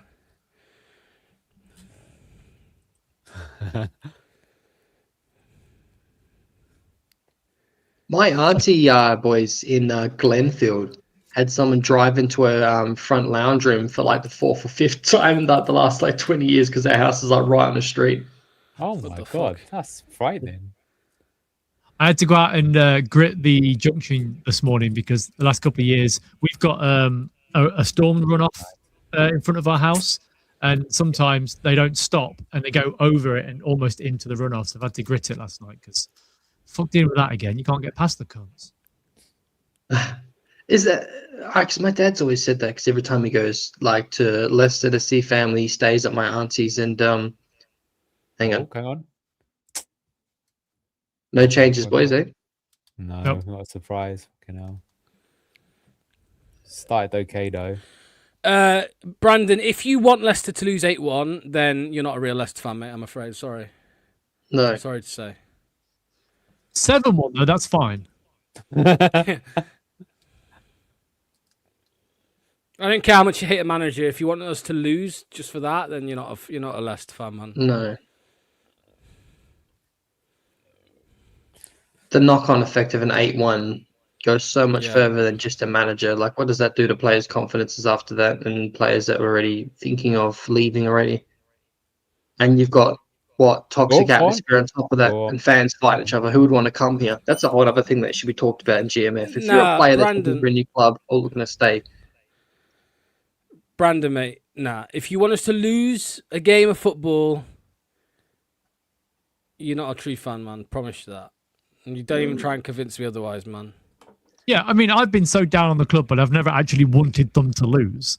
Like, what happens if we went down? What happens if we got relegated by 3 points or 1 point, you know? And you're like, and you want us to lose a game, man. You're like, fuck that. Oh, I thought that was in. To answer your question, Trend, I've seen your question there. Yeah, I definitely would recommend coming here. There's very, very good money in Australia, particularly for Sparkies. They make way too much money as far as I'm concerned. If you're going to come here, though, and you're going to fix downlights, maybe in a painter, make sure you clean your fucking hands and don't put your mechanic fingers all over the ceiling and I've got to touch up and then we'll be all right and I'll buy you a beer. But yeah, definitely, man, I think you'll get it comfortably. Luke loves touching up.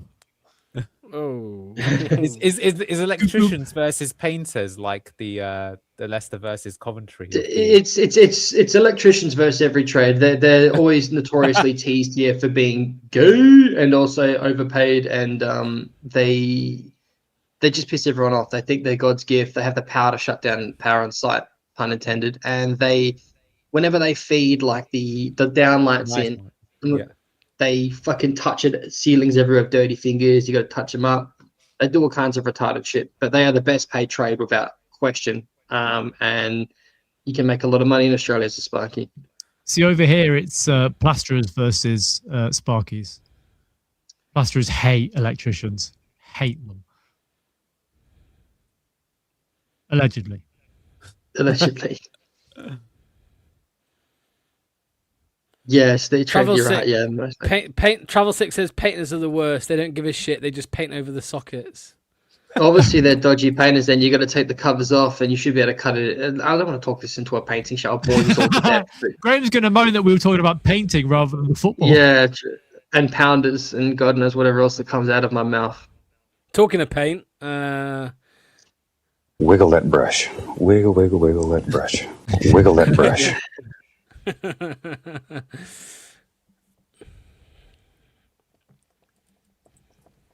And yes, I've seen your comment. Luke, plumbers and Sparkies are the best paid trades.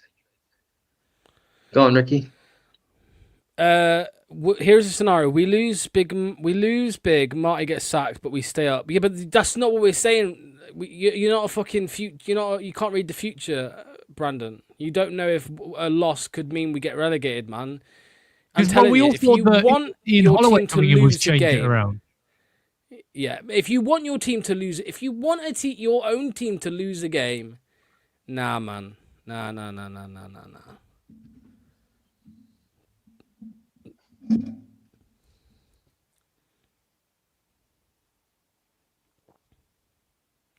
Oof.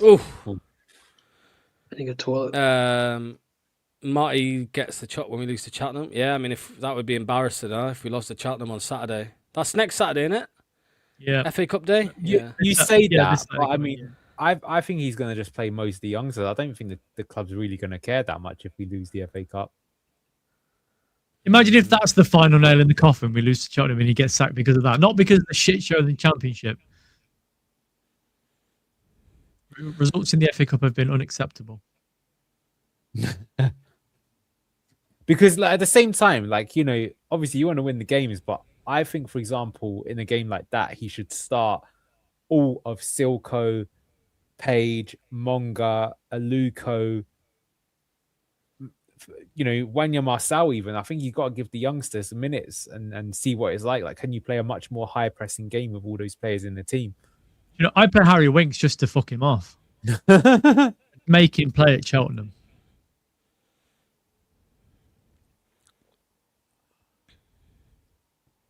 Oh, mate, now West Brom are totally on top again. What's happened here? Hamza, come on, mate. That was a Luke Thomas. Okay, now what's going on here, boys? Oh, decent. It's the bad half. Oh, he's rapid. That's half our sprints for the game. Oh, sexy. Beautiful from Monganili. That was unlucky. He did the right thing there. I think if people were on his wavelength there, we could have got out of trouble.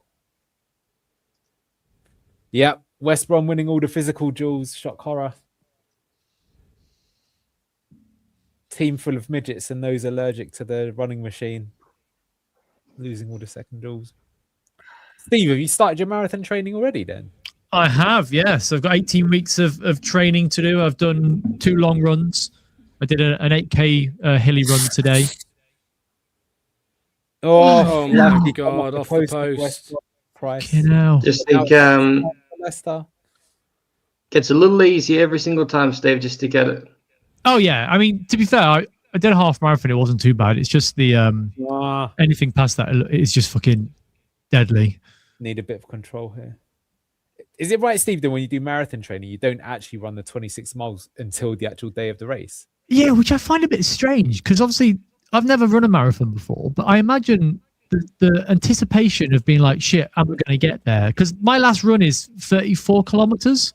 I'm like, it's only 8 more to do. Should I just do it and know that I can finish it? Or do I just leave it for the day? I don't know. But to be fair, during COVID, you're going to laugh at this, but I did try. I was running a lot during that point, and I did actually run the marathon distance one day. And oh my God, I felt that for at least 2 weeks afterwards. And there's this thing is that the 20 mile, fatigue type thing. And that's a real thing, man. You really when your body's totally dehydrated, you get absolutely fucked.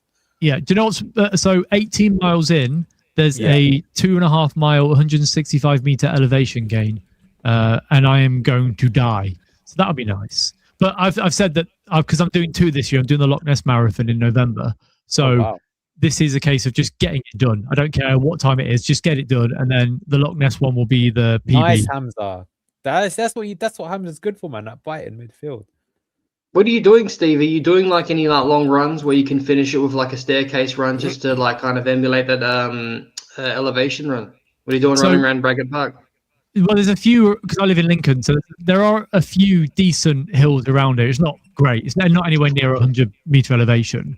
But my plan is to do the last 2 runs. I'm actually going to go and do the last sort of distance of the Leeds Marathon itself, so I know what to expect for the last sort of bit. So I will do the hill before the actual race day itself, and go from there. But it is what it is. I've had to do treadmill training. So this is really boring that we're talking about this rather than football.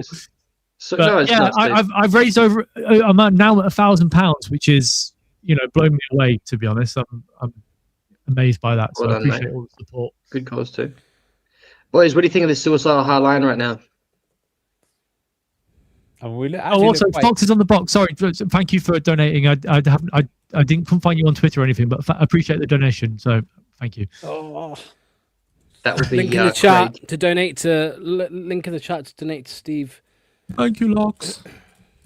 Lox has offered to give me a blowjob on the last mile to keep me going, so I'm going to be sweaty, but he doesn't mind. I'd try the mile 2 if that's all right, mate.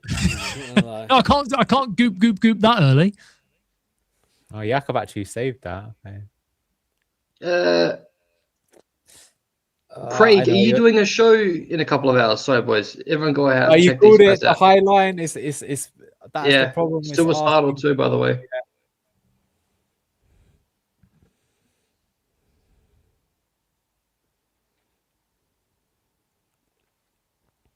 Yeah, they're doing a stream later. Yeah, help them out, guys. Go and check out Foxes on the Box. Probably be tomorrow in UK time when you wake up that the stream will be out. I heard there'll be a raging bellend in the comments that you can speak to as well in the live chat.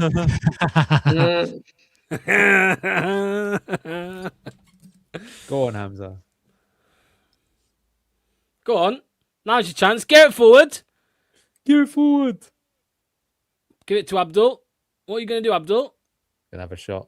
Oh, no, he hasn't. Ooh. Go on. Bobby Reed. That's poor. Oh, Fatah's done well. Oh.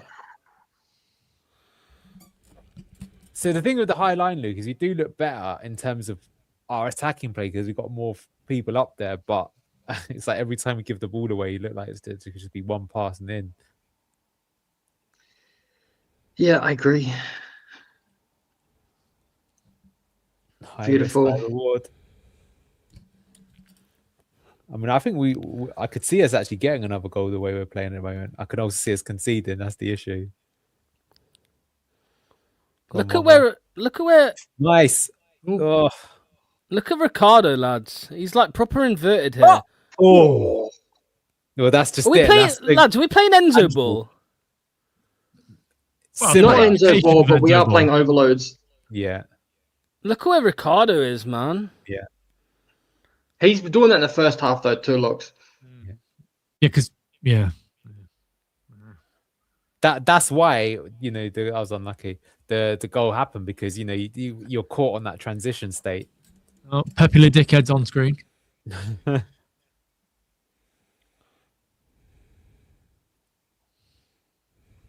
I do wish we'd see Monga under Enzo. That would have been incredible. Yeah. Man. Even Monga and Bilal. Because and then even he would have Fofana. taken him to Chelsea with him. That's true. Would have got a lot of money off it. He I would've wish got we'd paid. seen Monga under Steve Cooper. That would have been incredible. Jesus Christ. You'd been playing left wing back, man. Fucking hell. Here, look at. I've just seen this on Facebook. Look.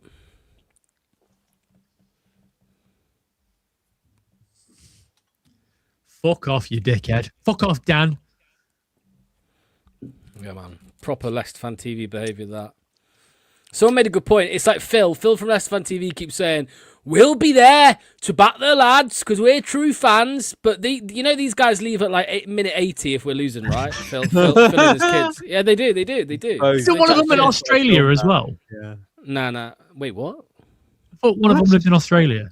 No. Okay. What, It's and like they made it David- to the King Power ground to live in 80 minutes into the game. What are you talking about, Steve? They've got Sorry. they've adopted Reedy into their family. I swear, Reedy's like their little bitch, the family bitch. Well, I thought there was a guy that was moaning about a fan base that did live in Australia. That was all. So nothing to do against you, Luke. Okay. You're great. You're here every week. They are arseholes over there, aren't they? Oh, fuck, Australia. bunch of cunts. We are I didn't notice how rude we are. Well, we're polite with like general manners and stuff, but I didn't realize how rude and judgmental we were until I moved to Canada when I was younger. And I was like, God, we're a bit of dicks, aren't we? Fucking Not Rangers American. are the worst. Phil's getting pelters in the chat. He's getting pelters.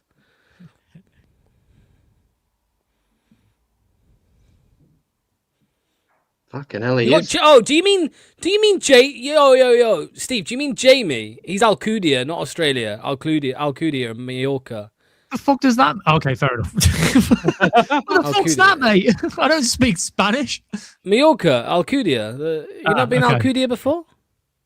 It almost sounds like you're saying Al Qaeda, which I'm like, oh, I hope he's not part of them. Yeah, I knew he owned the They pub. did, Jeff. He sold it. Yeah, the pub shut Jamie. down. Yeah, shut down. Okay. That's unfortunate. I don't wish that upon anyone. Yeah, No. exactly. Sad.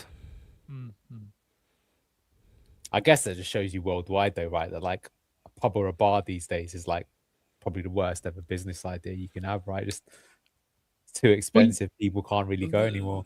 I won that pie on 5 Live. Yeah. They shut down. Shit! Oh, great Oh, save. good save. That time Hamza was terrible. Yeah, they Mate, shut that down was- yesterday full time as well, which is sad. Yeah. I was going to say, no, the government over there, the Spanish government or whoever, they're like really, they're dickheads with Mallorca. Apparently, like all the locals in Mallorca don't want it to be touristy anymore. So they've started like imposing like crazy laws, like you're not allowed to get served more than 3 alcoholic drinks at a hotel and shit like this. Like they're proper clamping down, yeah. But that's to protect their own local industry, right? Just be a lot of pub crawls, I guess. 3 beers at every hotel.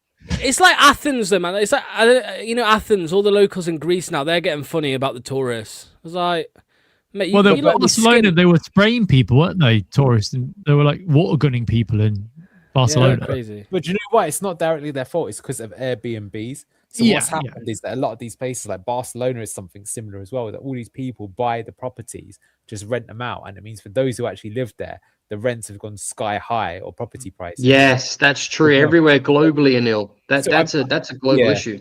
So I feel a bit sorry because that's like not the fault of the tourists, right? They just want to go to these places because they're nice, but it is showing you that, I mean, look at it. The wealth disparity in the world right now is utterly insane, man. Not sustainable. Go on. Beautiful, beautiful.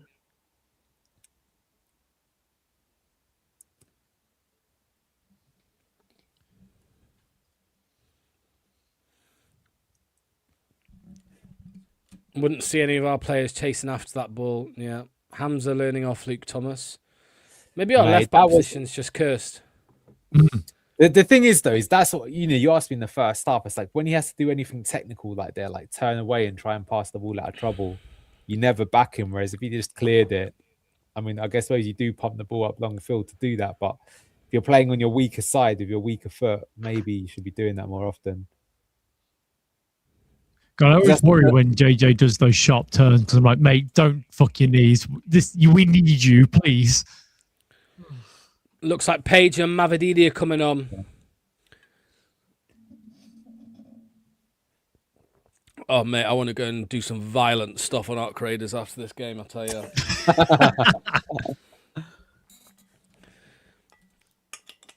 What you should do, Locks, like in TikTok, you just have a little screen at the bottom where you play Arc Raiders at the same time. Yeah.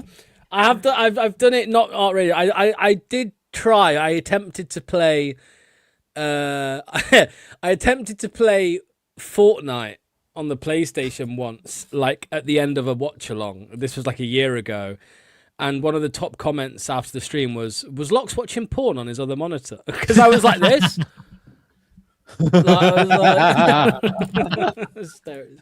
So I've not done it since. Although you could say watching porn on a watch-along is probably less embarrassing than playing Fortnite. Or watching Leicester.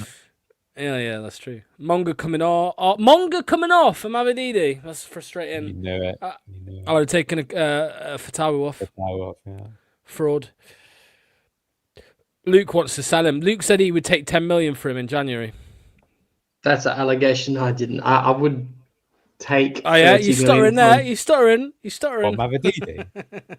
No, he said he'd take 10 million for Fatawu this month. No, I didn't.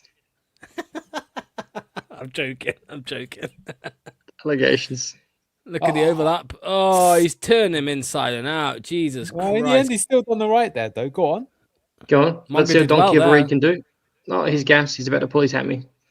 Well, he's about to go off for Page, isn't he? He's got one last game action.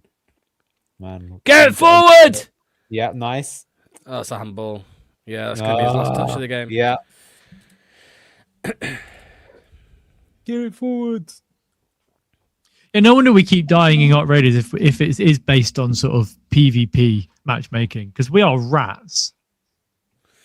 Yeah, but everyone's like that in duos and trios, man. It's solos that you got to try and be nice. Yeah, and I kind of ruined that for myself today. I did some disgusting behavior, like proper Shane from Walking Dead shit. I'm a scumbag. This ain't good. Yaka, what are you going to do? Fuck it now. The right thing there, but not the best. We just look so bang average against a shit West Brom team, man. We are so cooked. We We don't deserve to win this game if we do win it. We don't deserve it. Skip's going to get booked there. If you look at the chances, I think they've created a lot more than we have. Yeah. Yo, travel sick, bro. Travel sick. Follow me on Twitter. What's your Twitter account, man? You need to join our Art Raiders group chat, man. Get in touch with me or email me or something. Stays in that group chat. What says that it stays in that group chat, right? You don't share it anywhere else. Yo, travel sick. I've sent you my email. I've sent you the email address. Yeah. All right. Yo, email me your mobile number. That sounds dodgy. I'm gonna steal all your money.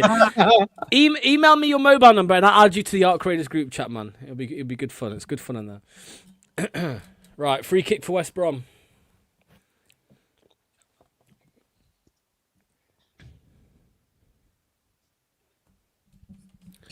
We are one game closer to losing JJ. Sad, that's true. Yeah.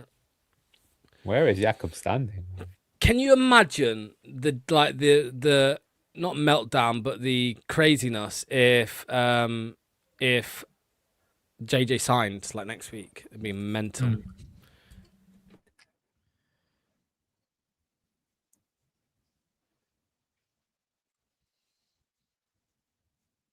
Good save.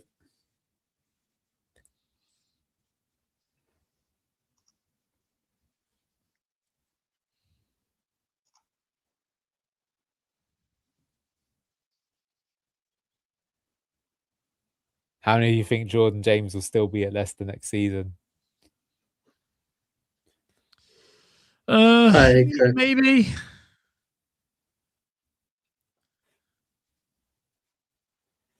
I think the plan that Marty might be talking about is that we will sign him, but we'll just sell him again in the summer. That's what I've been saying for a while.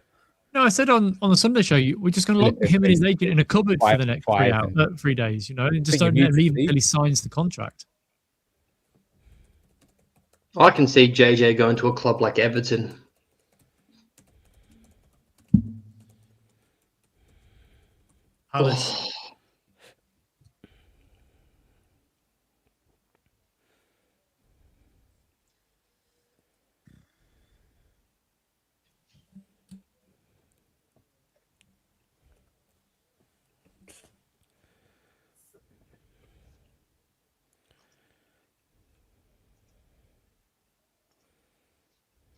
Cheers for that, Steve. No worries.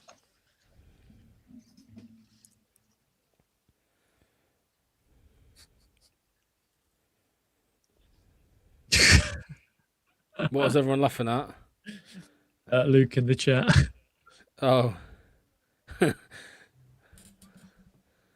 Ooh, that's a dodgy header from Ben Nelson.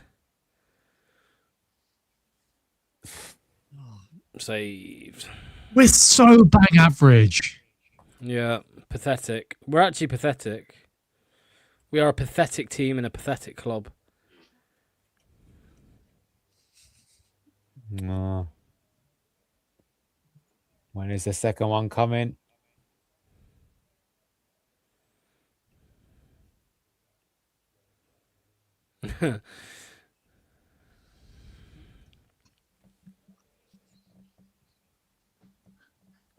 I thought Mongo was coming off 10 minutes ago. He's still on the pitch. What I was going to say.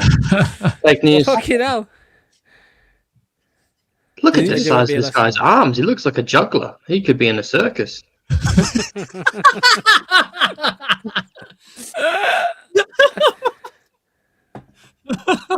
What?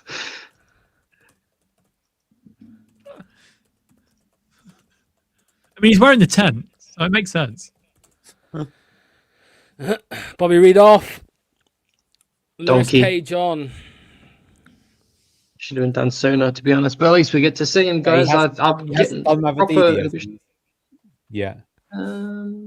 Lewis Page is surpassing Monga in my favorite youth player kind of ranking at the minute. Honestly, that Sheffield United game, I know we lost and he didn't really do anything crazy, but just watching him, he just looked at like a different class compared to the others, man. Lewis Page. Yeah. I think the sad thing is I think that still Monga, like I commented from Michael, I think Monga's a proper threatening his dribbling and his one-on-one ability to beat his man is impeccable. It's amazing. Even his second man, I just think his end product's lacking a little bit right now, but I do think it will come. What do you guys think? Well, you'd hope so that it will come, because if it doesn't, then he's not going to be the player that we all hope he's going to be, right? You need He's that 16. end product. That's what I'm He's saying. 16. Yeah. I mean, the crazy thing is he's 10 years away from his prime. Exactly. He's 10 years away. Exactly. I think the prime now is 24, 20. Yeah, but yeah, it's meant to be 20. It's getting younger now, but. Well, he'll hardly be washed up at 26 is the point, right? Oh, yeah. Sorry. Although, could you imagine if that happens as well? That you see people like Wayne Rooney and Raheem Sterling actually legitimately looking washed at the age of 30 if Yamal is like at the age of 28 is already cooked. Where is I was going to say now, they're getting the primes. Well, the prime's getting younger because by the age of 25, they're multi-millionaires, with loads of money, with not real much ambition or determination anymore. Mm-hmm. Look at Ronaldinho after he won the Ballon d'Or. Never really the same player after that. Won the World Cup and Ballon d'Or, and he's like, I can retire now, pretty much. Yeah.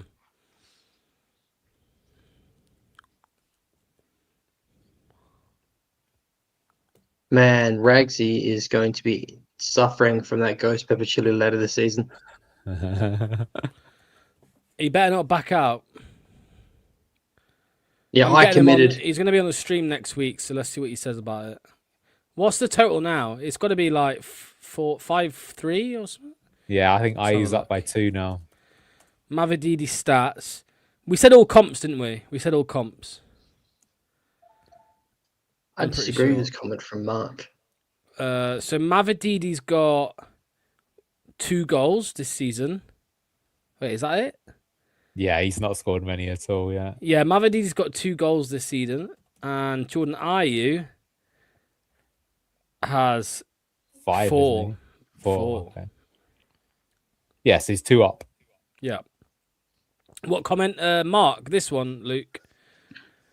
Mongering is in a system that doesn't. Enzo didn't have his wingers and one-on-ones. He had like triangles and overloads, and he had his fullbacks and he had his eights joining in the attack. They were never in one-on-ones, nowhere near to the extent that you would see in the last 2 seasons. In my opinion, I think that's one of the biggest things we complain about is isolated wingers, even since Cooper's been here. Now you mean Enzo would have them isolated 1v1 is what you're saying, right? That's what he's saying, because that's why I think he would do so well in that system, right? He'd be 1-on-1 against the fullback more often because they were so far wide on the pitch to stretch it that when the diagonal comes, I think they were stretched and they were far wide on the pitch, but they had people joining in with the wingers.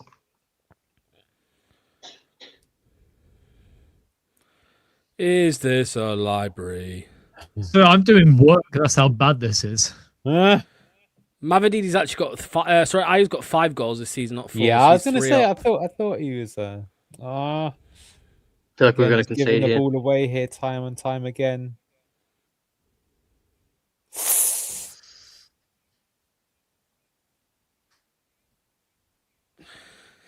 Mate, if this game ends in a 1-1, I'm gonna fucking. I'm not even gonna say what I was gonna say. It involves hurting myself. That's what I was gonna say. The way the game is, we'll be lucky if it's 1-1. It'll actually be feel like a win because we totally haven't deserved it. I hate draws, man. Especially with a performance like this after the back of so many. It's just, what have we got to do to get Marty sacked? When this is the TB game, anyone that's watching this will just be thinking, this team is oh my God, thinking this team's absolute. Look at that. 2 players going against one another. Awful. It's a pathetic advert for the championship, this. Yeah. No, you got the ball. Foster, he ain't getting sacked tonight, bro. Relax. Don't worry, man. You can go to sleep. You ain't got no news to report later on tonight. He ain't going to get sacked, man.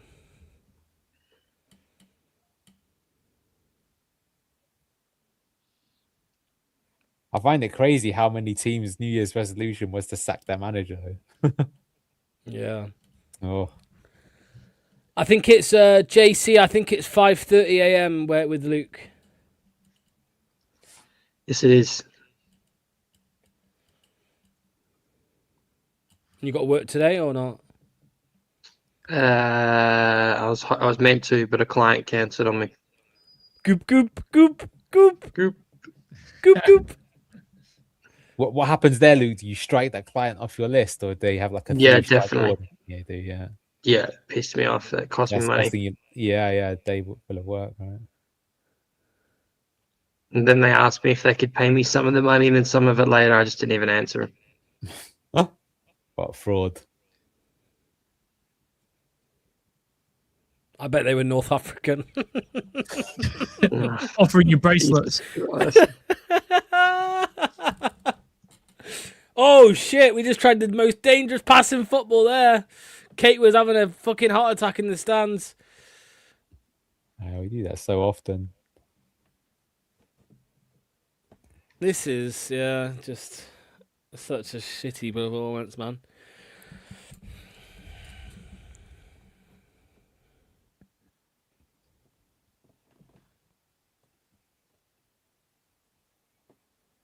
What? Look at Hamza. Oh my god. Mate, he's got to come off now. He's getting worse. But like, what do you expect as well, man? Sticking him in at left back for the fucking first time in his career, you know what I mean? He's done it already before this season. Yeah, I don't think he's played left back this season, man. He has. I just can't remember which game it was. He definitely has.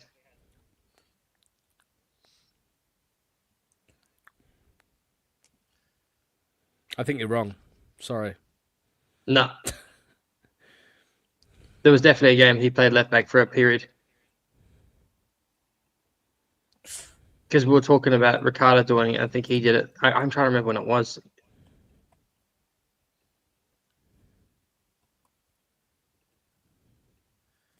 Daka's coming on, guys. Oh, we're gonna win.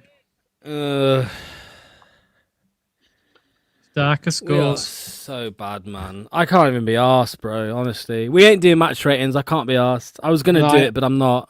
How long do you think it's going to be, like, still? You really can't be bothered, because I don't know about you guys, but in that relegation season as well, there's a lot of games just like I just can't even be bothered to watch it. I know what the result's going to be before it even goes, and it's like, as Steve says, the worst thing is it really does affect your week, right? When you don't want to tune in just to see your team get demolished or play like or this. wake up at 4 o'clock in the morning. Yeah, I would rather spend. Sorry, Neil. I was going to say I would rather spend 2 hours talking to Manny than watching this shit. Genuinely, fucking hell. I would rather give Luke a dirty trombone for 2 hours than watch this. Oh my god, Steve. Let's be honest. You don't need no invitation to do that. He don't need 2 hours either. Luke don't need 2 hours. Luke needs 5 minutes. Yeah. Good technique. Line it up, painter boy. Oh. Wiggle, wiggle, wiggle, let brush. I'm still honking. Wiggle, let I need to brush. have a shower. Locks. I've got that Bronson sweat smell still. Shut up. Be quiet. Be quiet. Be quiet. Whoa, Frankie, steady on, mate.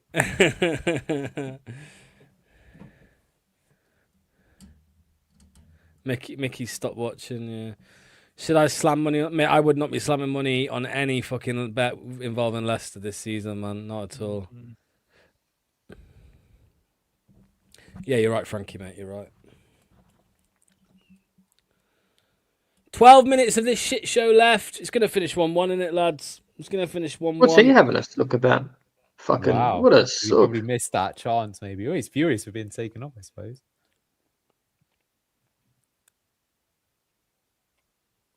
Isaac Price, I think his name is. Yeah.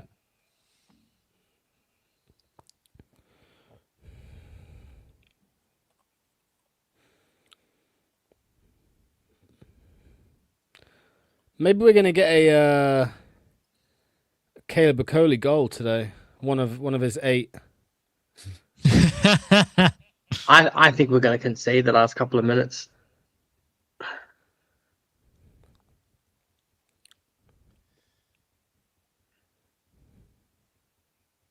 Oh, Hamza, please don't get sent off.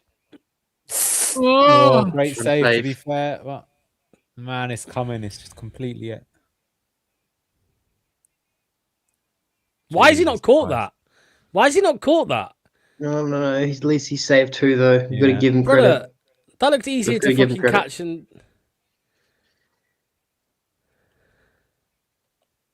Mate, that guy's got Hamza on toast.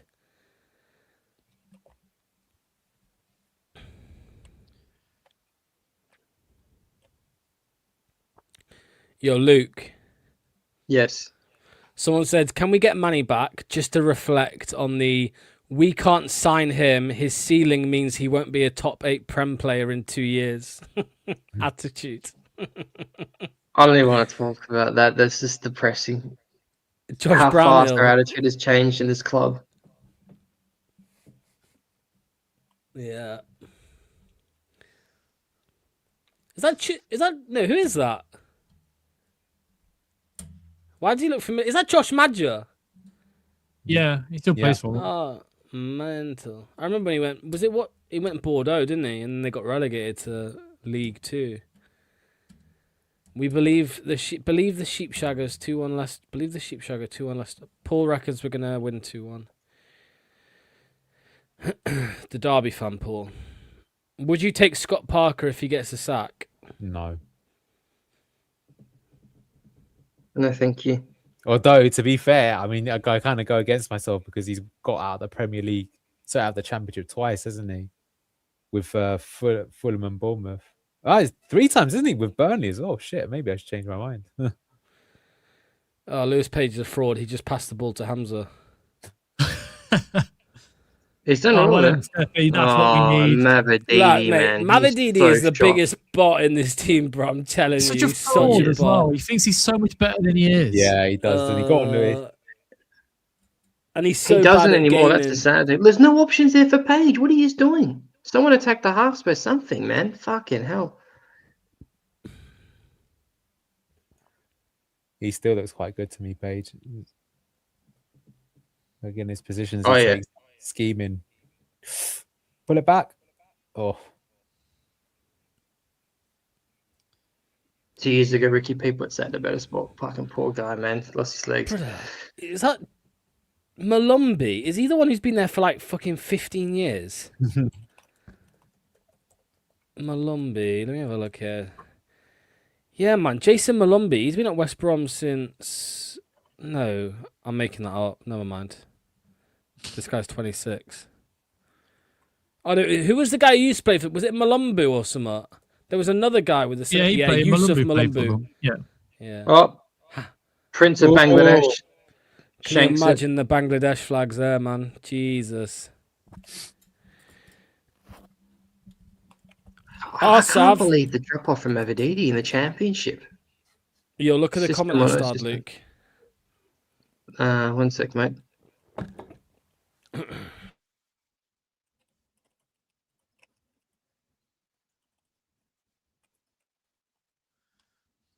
Okay.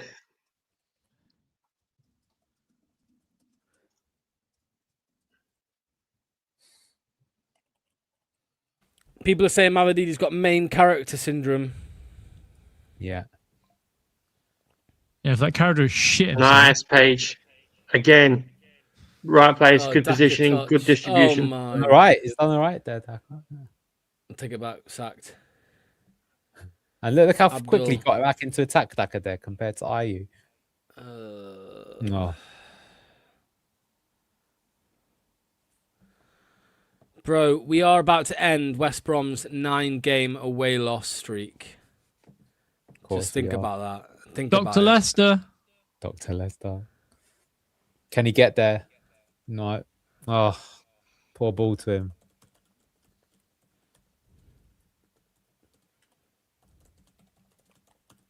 I hate that it's called the King Power Stadium still. Yeah. Sell the rights to it, you dickhead. Get some money in.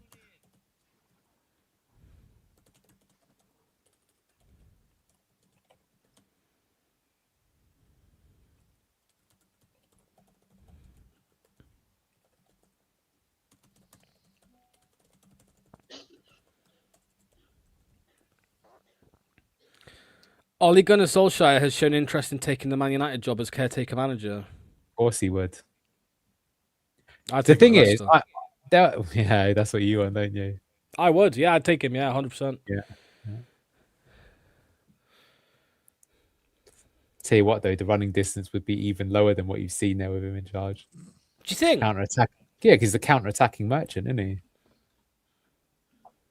But as long as it works, I mean, the thing is that you don't. Like, what's going to be our distance covered stat when we won the Premier League? Probably not that great, but it worked. No, I reckon we covered loads of ground. I reckon you cover more ground when you're counter attacking. Well, your wingers maybe put it that way, but no, we wouldn't be bottom though. Is what we wouldn't be top either. There's a style differences, right?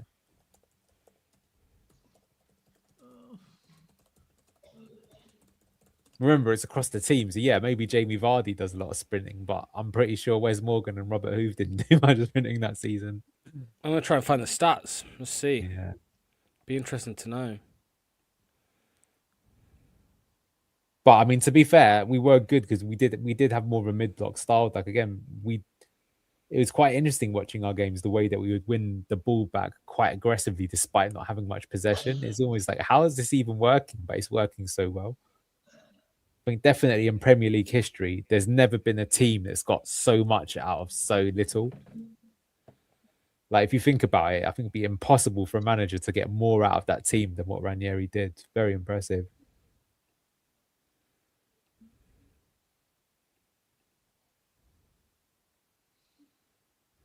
Yeah, look at Conscious there with Forest. See, not surprised. Fucking hell. Deep concentration. I finished my work now. I'll go watch this shit. Hey, go on. He's gonna have a shot. but he was gonna fucking shoot. Of course he was. Yeah. Played. All right, still on the attack.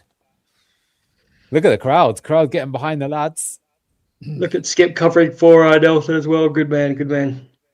Man, Page has got a start, man. He links to play so much better.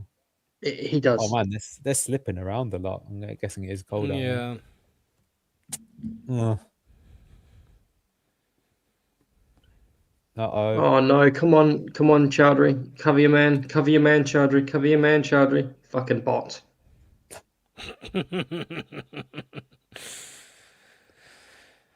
Oh man, I just hoping we make 50 points after deduction to be set. That sounds difficult, mate. I'm not gonna lie. 50 points after deduction. We feel like a long way away from there. We kind of need it, right? 46 games in the season. I'm pretty sure Birmingham got relegated on 50 the season we won it. Yeah, because we lost to Blackburn at home in the last game because we were hungover.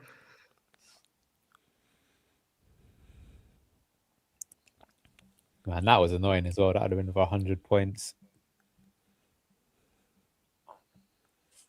When was our last draw? Anyone know? It's that Bristol City game, wasn't it? 2-2. 2-2? Yeah. I can't remember one since then. Don't worry, it's not going to be a draw. We're going to lose. Marty's going to come out and say that this isn't the result that everyone wants and we need to do better. Thanks, Marty, you twat. We stopped our losing streak so you can be proud of the defensive discipline. Yeah. This guy needs to win like worst beard award 2025-6.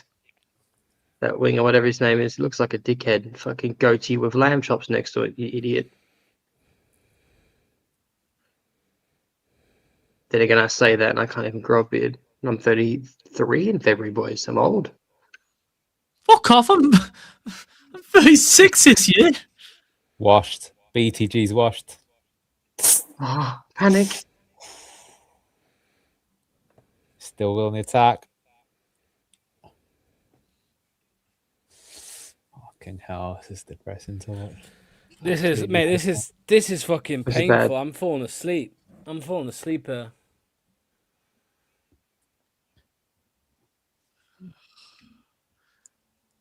I'm so bored that I'm thinking about shaving my knees. What? Corner. People want the poll. Get People the want poll the poll up. up. Yeah, man. No point. I'll do it. It gets worse every week.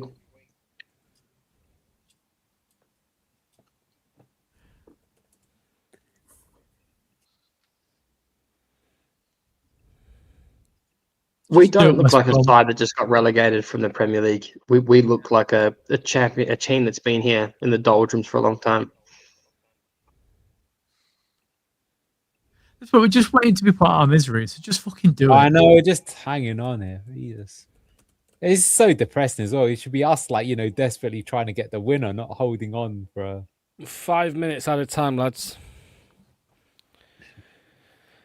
The Marty poll is up. There's 900 of you watching, man. There's 500 on Twitter. If you head over to YouTube, people on X, if you go over to YouTube, Blue Ticket Glasses, you'll be able to vote in the poll. And there's 400 on YouTube. So yeah, please. You'll be in the stadium, you scumbags.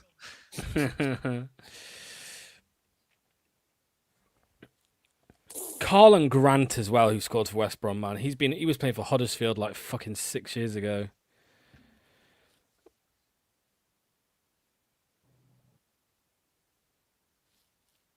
There's no pressure on the box. They're scared of giving a penalty. Yeah, they are. Yeah. A couple of decent Cody headers. It's got Middlesbrough written all over it. I know, that's exactly what I was thinking, Look at that. Can't even get it past the halfway line. Fuck me. Mate, this is pathetic. This is so pathetic. Nice little shot from Mavadidi. He just went up a notch in my books again. How many points did he get in the Premier League? How? What did we get? 27? No way. Did we? No, 23? Find out for me, Steve. Yeah, I'll have a look. Cheers. Yes, Daddy. Yeah, what a minion. What a cook. I ain't cooking for you. You can do it yourself, you lazy cunt. I want to say it was 23 or 27. Yeah. One shot on target for us in this game. We got 25 points last year. We scored 33 and conceded 80. Fucking hell. And how many we conceded this season? Must be about. We must have conceded 30 already. 38. Why did Ricardo not just release it then to Fatawa? What was he doing? Bozo, man. That was Bozo. Yeah, they're simple. Why did he not do that? What the fuck? Yeah, felt like he was. I tell you what, guys, I had some of those bulldog ramen noodles yesterday. I'm turtlenecking on my third poo within 24 hours. This is grim. This needs to hurry up and finish. I love bulldog noodles. They're great. I'm addicted. Conscious, I agree with you. It feels exactly like that dark period in his club's history. We're back there. The price we paid for the Premier League, it feels like. One shot on target all game. It's criminal. 27 Zero points. big chances. Yeah. Mate, if this was a half decent team, we would have lost like comfortably. Yeah, 100%. Do you know what I mean? 100%. Okay, and the fact the fact West Brom are shit and won't win means Marty will stay again. Yeah, well, he would have stayed even if we lost. Let's get real here. I don't know what you're expecting. He should have been sacked a long time ago if it was being done on results and performances. Both have been terrible. We've gotten worse and worse. Do you know what I said to the boys before the game, Anil, and like everyone in the comments? I'll say this again. How many times this season have we said this is the worst game and the worst performance and genuinely meant it? Because I think it's been at least 5 or 6 times that we've said that. So we are regressing as a club. What does that say about Marty? It's not as bad as the last game, though. That was truly something honking. No, I know. But before that, it was the game before that and the game before that. We all kept saying it.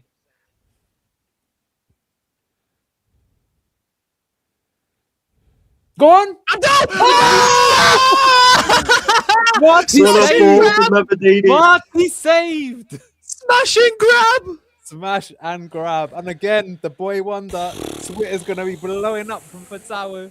And the crowd goes mild. Side cross from Mavadidi. Winger to winger. Beautiful. Oh, Peachy, fuck you. 2 shots on target. 2 goals. Great goal. We totally do not deserve that at all. Yeah, luckies. Lox, you need one of those things where it screams "ban that motherfucker" right now. That you press a button and it does it. Did they spoil it? Lucky I don't watch the comments. Yeah, it looks like it. What a rocket from Fatawa. Wow, what a goal. From Page, beautiful ball, Page. Yeah. He's got to be in the team, man. That's great, though. Lovely. That's a proper Enzo goal, really. What a hit, man. Look at that. Oh, totally unsavable as well. Beautiful, beautiful. He's going to be trying that every week now. 2 shots on. Well, but to be fair, I'd rather him try that. both the goals have at least been what I'd call pattern goals, right? Like that is very similar to what we saw under Enzo as well. Like it comes to the winger crosses to the other winger. Louis Page went in the half spaces, the attacking 8 to play it in. But yeah, so undeserved. West Brom, man. This thing, do you remember in the Enzo season as well? I think we got a winner, a late winner, Harry Winks. Yeah, we didn't deserve anything either time against them in that season either. And that was when we were all like, "Oh, I'd love to have." What was the manager's name again that we wanted from there? Corberan. Yeah, sacked in the morning. You're getting sacked in the morning.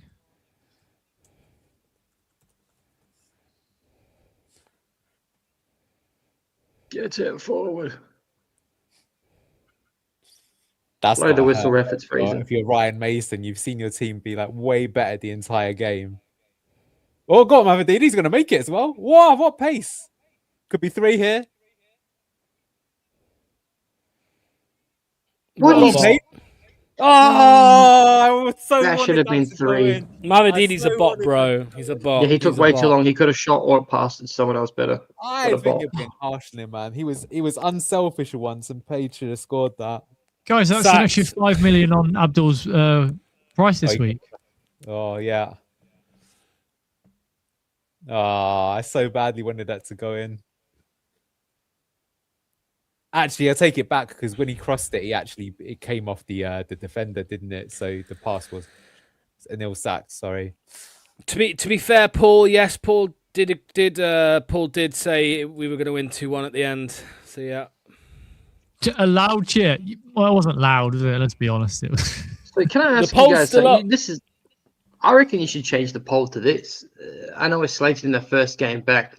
I know we're not going to do the player rating, so let me just say this now. I think it's pretty much established that I think Okoli and Nelson, again, if the partnership just continues to develop and the continuity is getting better and better, I actually think that that's the new partnership. I don't want to see Yannick come back into the side right now unless Okoli has another howling stinker. He cleared a lot of balls of his aerial headers. Yeah, they're keeping it now. Yannick hasn't played for a while, has he? Unless one of the other two's injured. Do you know what I mean? Like, I think he's cleared a lot of balls aerially. I think that he's looked better on the ball. His weighted passes were a lot better and a lot more, less panicked. And I think Nelson, as always, very composed, very good on the ball. Didn't really put a foot wrong. Unfortunately, again, our fullbacks let us down. Not so much Ricky P, but definitely Hamza. He got worse as the game went on, unfortunately. So I think going forward, that's a good talking discussion. The centre backs, that's it for me, and great to see too. I still think they're a mess, to be honest, Luke. Like, I think at the back, I agree. Defensively, we are a shambles still. Like in that game, wide we are. Wide we are a mess. But Luke's point, is it those two specifically, or is it a team-wide problem? I think it's. I agree with what Luke's saying. I think those two are getting better playing together with one another. I think it's the way that we're set up all around the rest of the team is pretty poor. We get exposed by the fullbacks more than anything. If you put the ball down into the channel, it doesn't, because if you looked in the first half, there were a couple of times where Ricardo had to drop back in to allow a Coley to go out wide. And realistically, what you want there is your fullback to be there, not your centre back. So he's been pulled out of position. So, realistically, you're going to need to have 2 decent fullbacks to play in this style of football. We just don't have that. What did I miss there, Luke? Why is somebody banned? No, that was that. I'll try up chat. All right. I should probably stop the clock. That would help. Nah. There we go. I'll stop the clock. Why did he say that? What the fuck? You're a weirdo, man. Who the fuck said that? Yeah, right. Let me bring up this poll. So this is how the viewers of the chat on YouTube voted. How many of them were trying to change it just before? Can I change it? Can I change it? Yeah, I don't think you can change it either. I would still keep it. Yeah, 100%. This is the results. There you go. 70% of people said Marty out. 30% said Marty in. So. Oops, that was earlier. Never mind. But yeah, so yeah, they're the results of the poll. We're not going to do match ratings, but I mean, who stood out for you, Anil, would you say, in that game? Because I think Hamza had a fairly good first half, and then the second half he was pants as the game went on. Obviously, Abdul scored a screamer. Ayew scored the first goal. What are you saying? My man of the match, I don't even think played that well. I'd probably give it to Stolarczyk just for the saves that he made. But I still think he also overall was quite shaky, even making the saves. Like Luke said it quite a few times. He made the save, but he was lucky that like a Leicester player got to it first. But I just think at the end of the day, without Jakob, we definitely lose that game. Somehow we won it. 2 shots on target, 2 goals. So to be honest with you, I don't think anyone stood out. Sorry. Luke stood out for some of his comments. Big fan of some of those racist North African comments also a little bit earlier from the joking. That was from him, not me. That's I didn't put any race card. The panic on Luke's face. Chat is my MVP today. I think Okoli played pretty well. Yeah, he'd be a good chat. He didn't put many fit, but some of his passing was a bit crap. But in the last part of the game, he did get a lot of key headers. To be fair. And then JJ, got the assist, decent in midfield still. So, yeah. Yeah, right. Let me play this video from Imran. All right, blue tinted glasses, guys. Wow. I mean, that was a hard watch. A terrible, terrible watch. But, wow. I can't believe Fatawu just scored an absolute brilliant volley in the last minute. But I'll be honest with you guys. My view is we were shit all game. West Brom were unlucky not to win that game. They dominated that second half. We don't have a plan at all. We just rely on pieces of brilliance like we just saw there. Otherwise, you know what? That was terrible again. That was a really, really honking performance, as Luke would say. But look, we got the 3 points. I'm just walking back. Ali Mahdi, what did you think of that? Probably the emptiest stadium I've ever seen, but what a goal from Abdul Fatawi. Yeah, actually, that's a good point. That's probably the emptiest the King Power has been for probably 12 years, 13 years. So not great. Obviously, it's very cold right now. It's -4. But I don't know, man. I'm still pissed off with Marty because where is this? Oh, when we're winning 1-0, when we score 1, we go for the second. Did you guys see that? Did we actually go for the second goal? I don't think we did. I think we just got lucky. But anyway, guys, see you on the next one. Lovely stuff, Imran. Imran. Sorry, I'm laughing.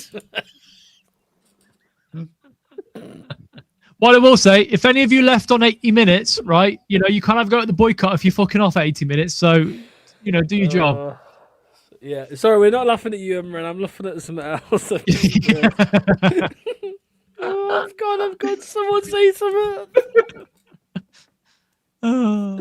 Someone take over, please. Good. So anyway, look, we picked up a win. It's going to paper over the cracks again, isn't it, for the manager? Let's be honest. We'll go into the FA Cup game. We'll probably play a decent game on because we're against a lower league team, and then we'll get found out in the next league game again. And Marty, it's just going to be a rinse and repeat, unfortunately. But I'm happy we got the win. We always get complained about saying, oh, well, you're never happy even if we win the game. Well, we won the game. So, there's a positive there at least. Sorry, bro. Sorry. I'm over. I'm covering Luke's face because I can't look at him. And yeah. Leaves a bad taste in your mouth like Perrier. I think he will still be sacked, says JJ. JJ thinks he's going to get sacked after that game.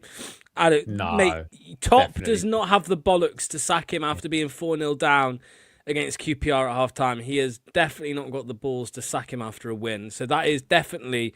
the way to see it, though, is that if you take away the FA Cup game and the Coventry game on the 17th, there are 4 or 5 games there that are quite winnable. The Wrexham, Oxford, Charlton, Birmingham as well. Not that we'll turn up, but there are winnable games in this league. And they're the teams we should be beating if we want to get anywhere. But we just know for a fact that we'll probably beat Coventry and then lose to Wrexham and Oxford. And it'll be back to the same sort of start again. Yeah. Can I ask you though? Would you take it that as long as we don't go down this season, you're okay with things? Because like, if someone offered me even like 20th right now, but you can't go below that, and therefore you survive one more season, I think I'd take it. Yeah, I still think, yeah, don't worry, guys. It's just an inside joke. I think that I hear what you're saying. If it was guaranteed we wouldn't get relegated, yeah, of course you'd take it, because I think there's just been so many bad sorry, no, man, I'm so sorry. You're gonna have to take over. I'm gone. Wow. Luckily, there are two professionals still in the stream. Oh, two fraudulent things. Yeah, inconsistent. We've been all season long. We just need to pick up points. But I just think, all the problems of the club, it remains to be seen what happens in the summer, doesn't it? But, we're trying to get rid of all these players on high wages. We've got so many people who don't want to be here. There's like at least 7 players that are not going to be here next season. That gives you a chance to build again. So I still think we're massively underperforming, but I think as long as we don't go down, then I'd probably accept it. My real worry, I think, like a lot of people, even today, though, the thing is people say you're not happy after win. Of course, that last-minute win is one of the best things in football, but yeah, I'd be absolutely pissed off if I was a West Brom fan. They should have got 6 points out of 6 against us, and they've ended up with 1. Crazy. So, let's see. What I would ask you, everybody, right, is I've just seen a comment online saying we've won the battle, but we've lost the war, and because Marty's going to stay, and we're probably. I mean, Steve said it earlier, right? Like even after that win, the Cheltenham game, the FA Cup game was a bit of a. It could go out. Anything could happen there, but the next league game, would it surprise anybody here if we go? Who is the next league game? Coventry. All right, so if we lost 4-0 to Coventry, no one's surprised, right? No one's surprised. But we've probably beaten them 1-0, and then we'll lose to Wrexham and Oxford in Charlton. That's because that's the way that we are. They're in bad form right now, Coventry, and they are starting. They've lost quite a few players due to injury. I don't know. I think 4-0 would be. I would actually be surprised if we lost 4-0 to them, but maybe we wouldn't because we were so bad. Coventry. Yeah. Any final words, Luke? You got any final words before we wrap up the stream, mate? Yeah, I think with that performance that to wrap it up, that we just saw from Page, looking really, really good. He definitely deserves to start in the league, but at the bare minimum, I would hope that he starts. And I think, is it Cheltenham or who is it? Our next FA Cup is the next game, correct? Yes. Yeah, Cheltenham. Cheltenham. So I would really hope that we see the kids get a start in that. We've got, we really got to focus on. I don't want a cup runner or anything too crazy, but at the bare minimum, if we're not going to play these youngsters, I want to see Monga start. I want to see everyone, and I want to see Evans get at least some minutes as well. For God's sakes, if you're not going to bring him on the sub, let's see what he can do in that Cheltenham game, because that's the level that he's going to be loaned to next season if he's not going to be playing. So why not try him there now? So I want to see Page start, Evans start, and all the kids. And yeah, that's it for me. Last question for whoever want to take it, Stephen L. Did anything about tonight make you think anything has changed? No, not really. We were really poor in that game, and a smash and grab is all well and good, and we all love a last minute winner. But again, it just keeps papering over the cracks. And look, again, I'm delighted we've won. I might not look like I'm delighted I've won. I'm a little bit distracted by a private chat going on, but I am delighted that we've won. Yeah. Two shots on goal and 2 scored is just unsustainable.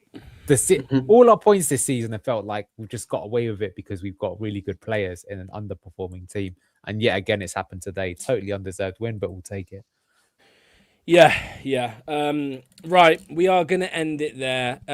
We will have, I promise everybody, the match ratings will be back on Saturday because it's not as late, the game, and it's in the afternoon. I think it's afternoon. Is it 3 o'clock, the FA Cup? I think it's an early. No, it's early, 12:30. Yeah, so we'll definitely have the match ratings for you there, and hopefully we'll have some interesting players. 12:15. Yes. So we'll have some interesting players because, as we just said, right, like you'd expect Aluko and Page and maybe Monga and Evans might be in the squad, for once. So, yeah, let's see. So thanks to everybody who's joined us. There's been I'm not looking. You don't need to be. Please look. I'll never join the stream again if you don't look. there's 1,000 people who have joined us tonight. So big shout out. Thanks to Anil, thanks to Steve, thanks to Luke, thanks to Imran, thanks to the people who sent us photos of the boycott, thanks to Old Ryan, thanks to Imran's son as well. And yeah, we're gonna end it there. Thank you, everybody. Much appreciated. We'll see you soon. Enjoy the rest of your evening, guys. It's been a blast as always, other than the game. Spending time with everybody and just having a laugh and talking about the game and stuff like that is always great fun. So appreciate everybody joining us. So cheers all, take care, and we'll see you soon. Awkward wave, smile and wave. Shout out to older Ryan. No more 200 grand, but our new sponsors, The Beautiful Frame, have smashed it with this Jamie Vardy piece. It's unreal. They're a local Leicester business as well, which makes it even better. And not just City, they do prints for other clubs as well. So it's perfect if you are stuck for a birthday or Christmas present for one of your friends or family. Now, the best bit, they have sorted BTG viewers out with a discount. Just use BTG12 at checkout for money off. BTG12. Grab yours now at thebeautifulframe.com. The link is down below.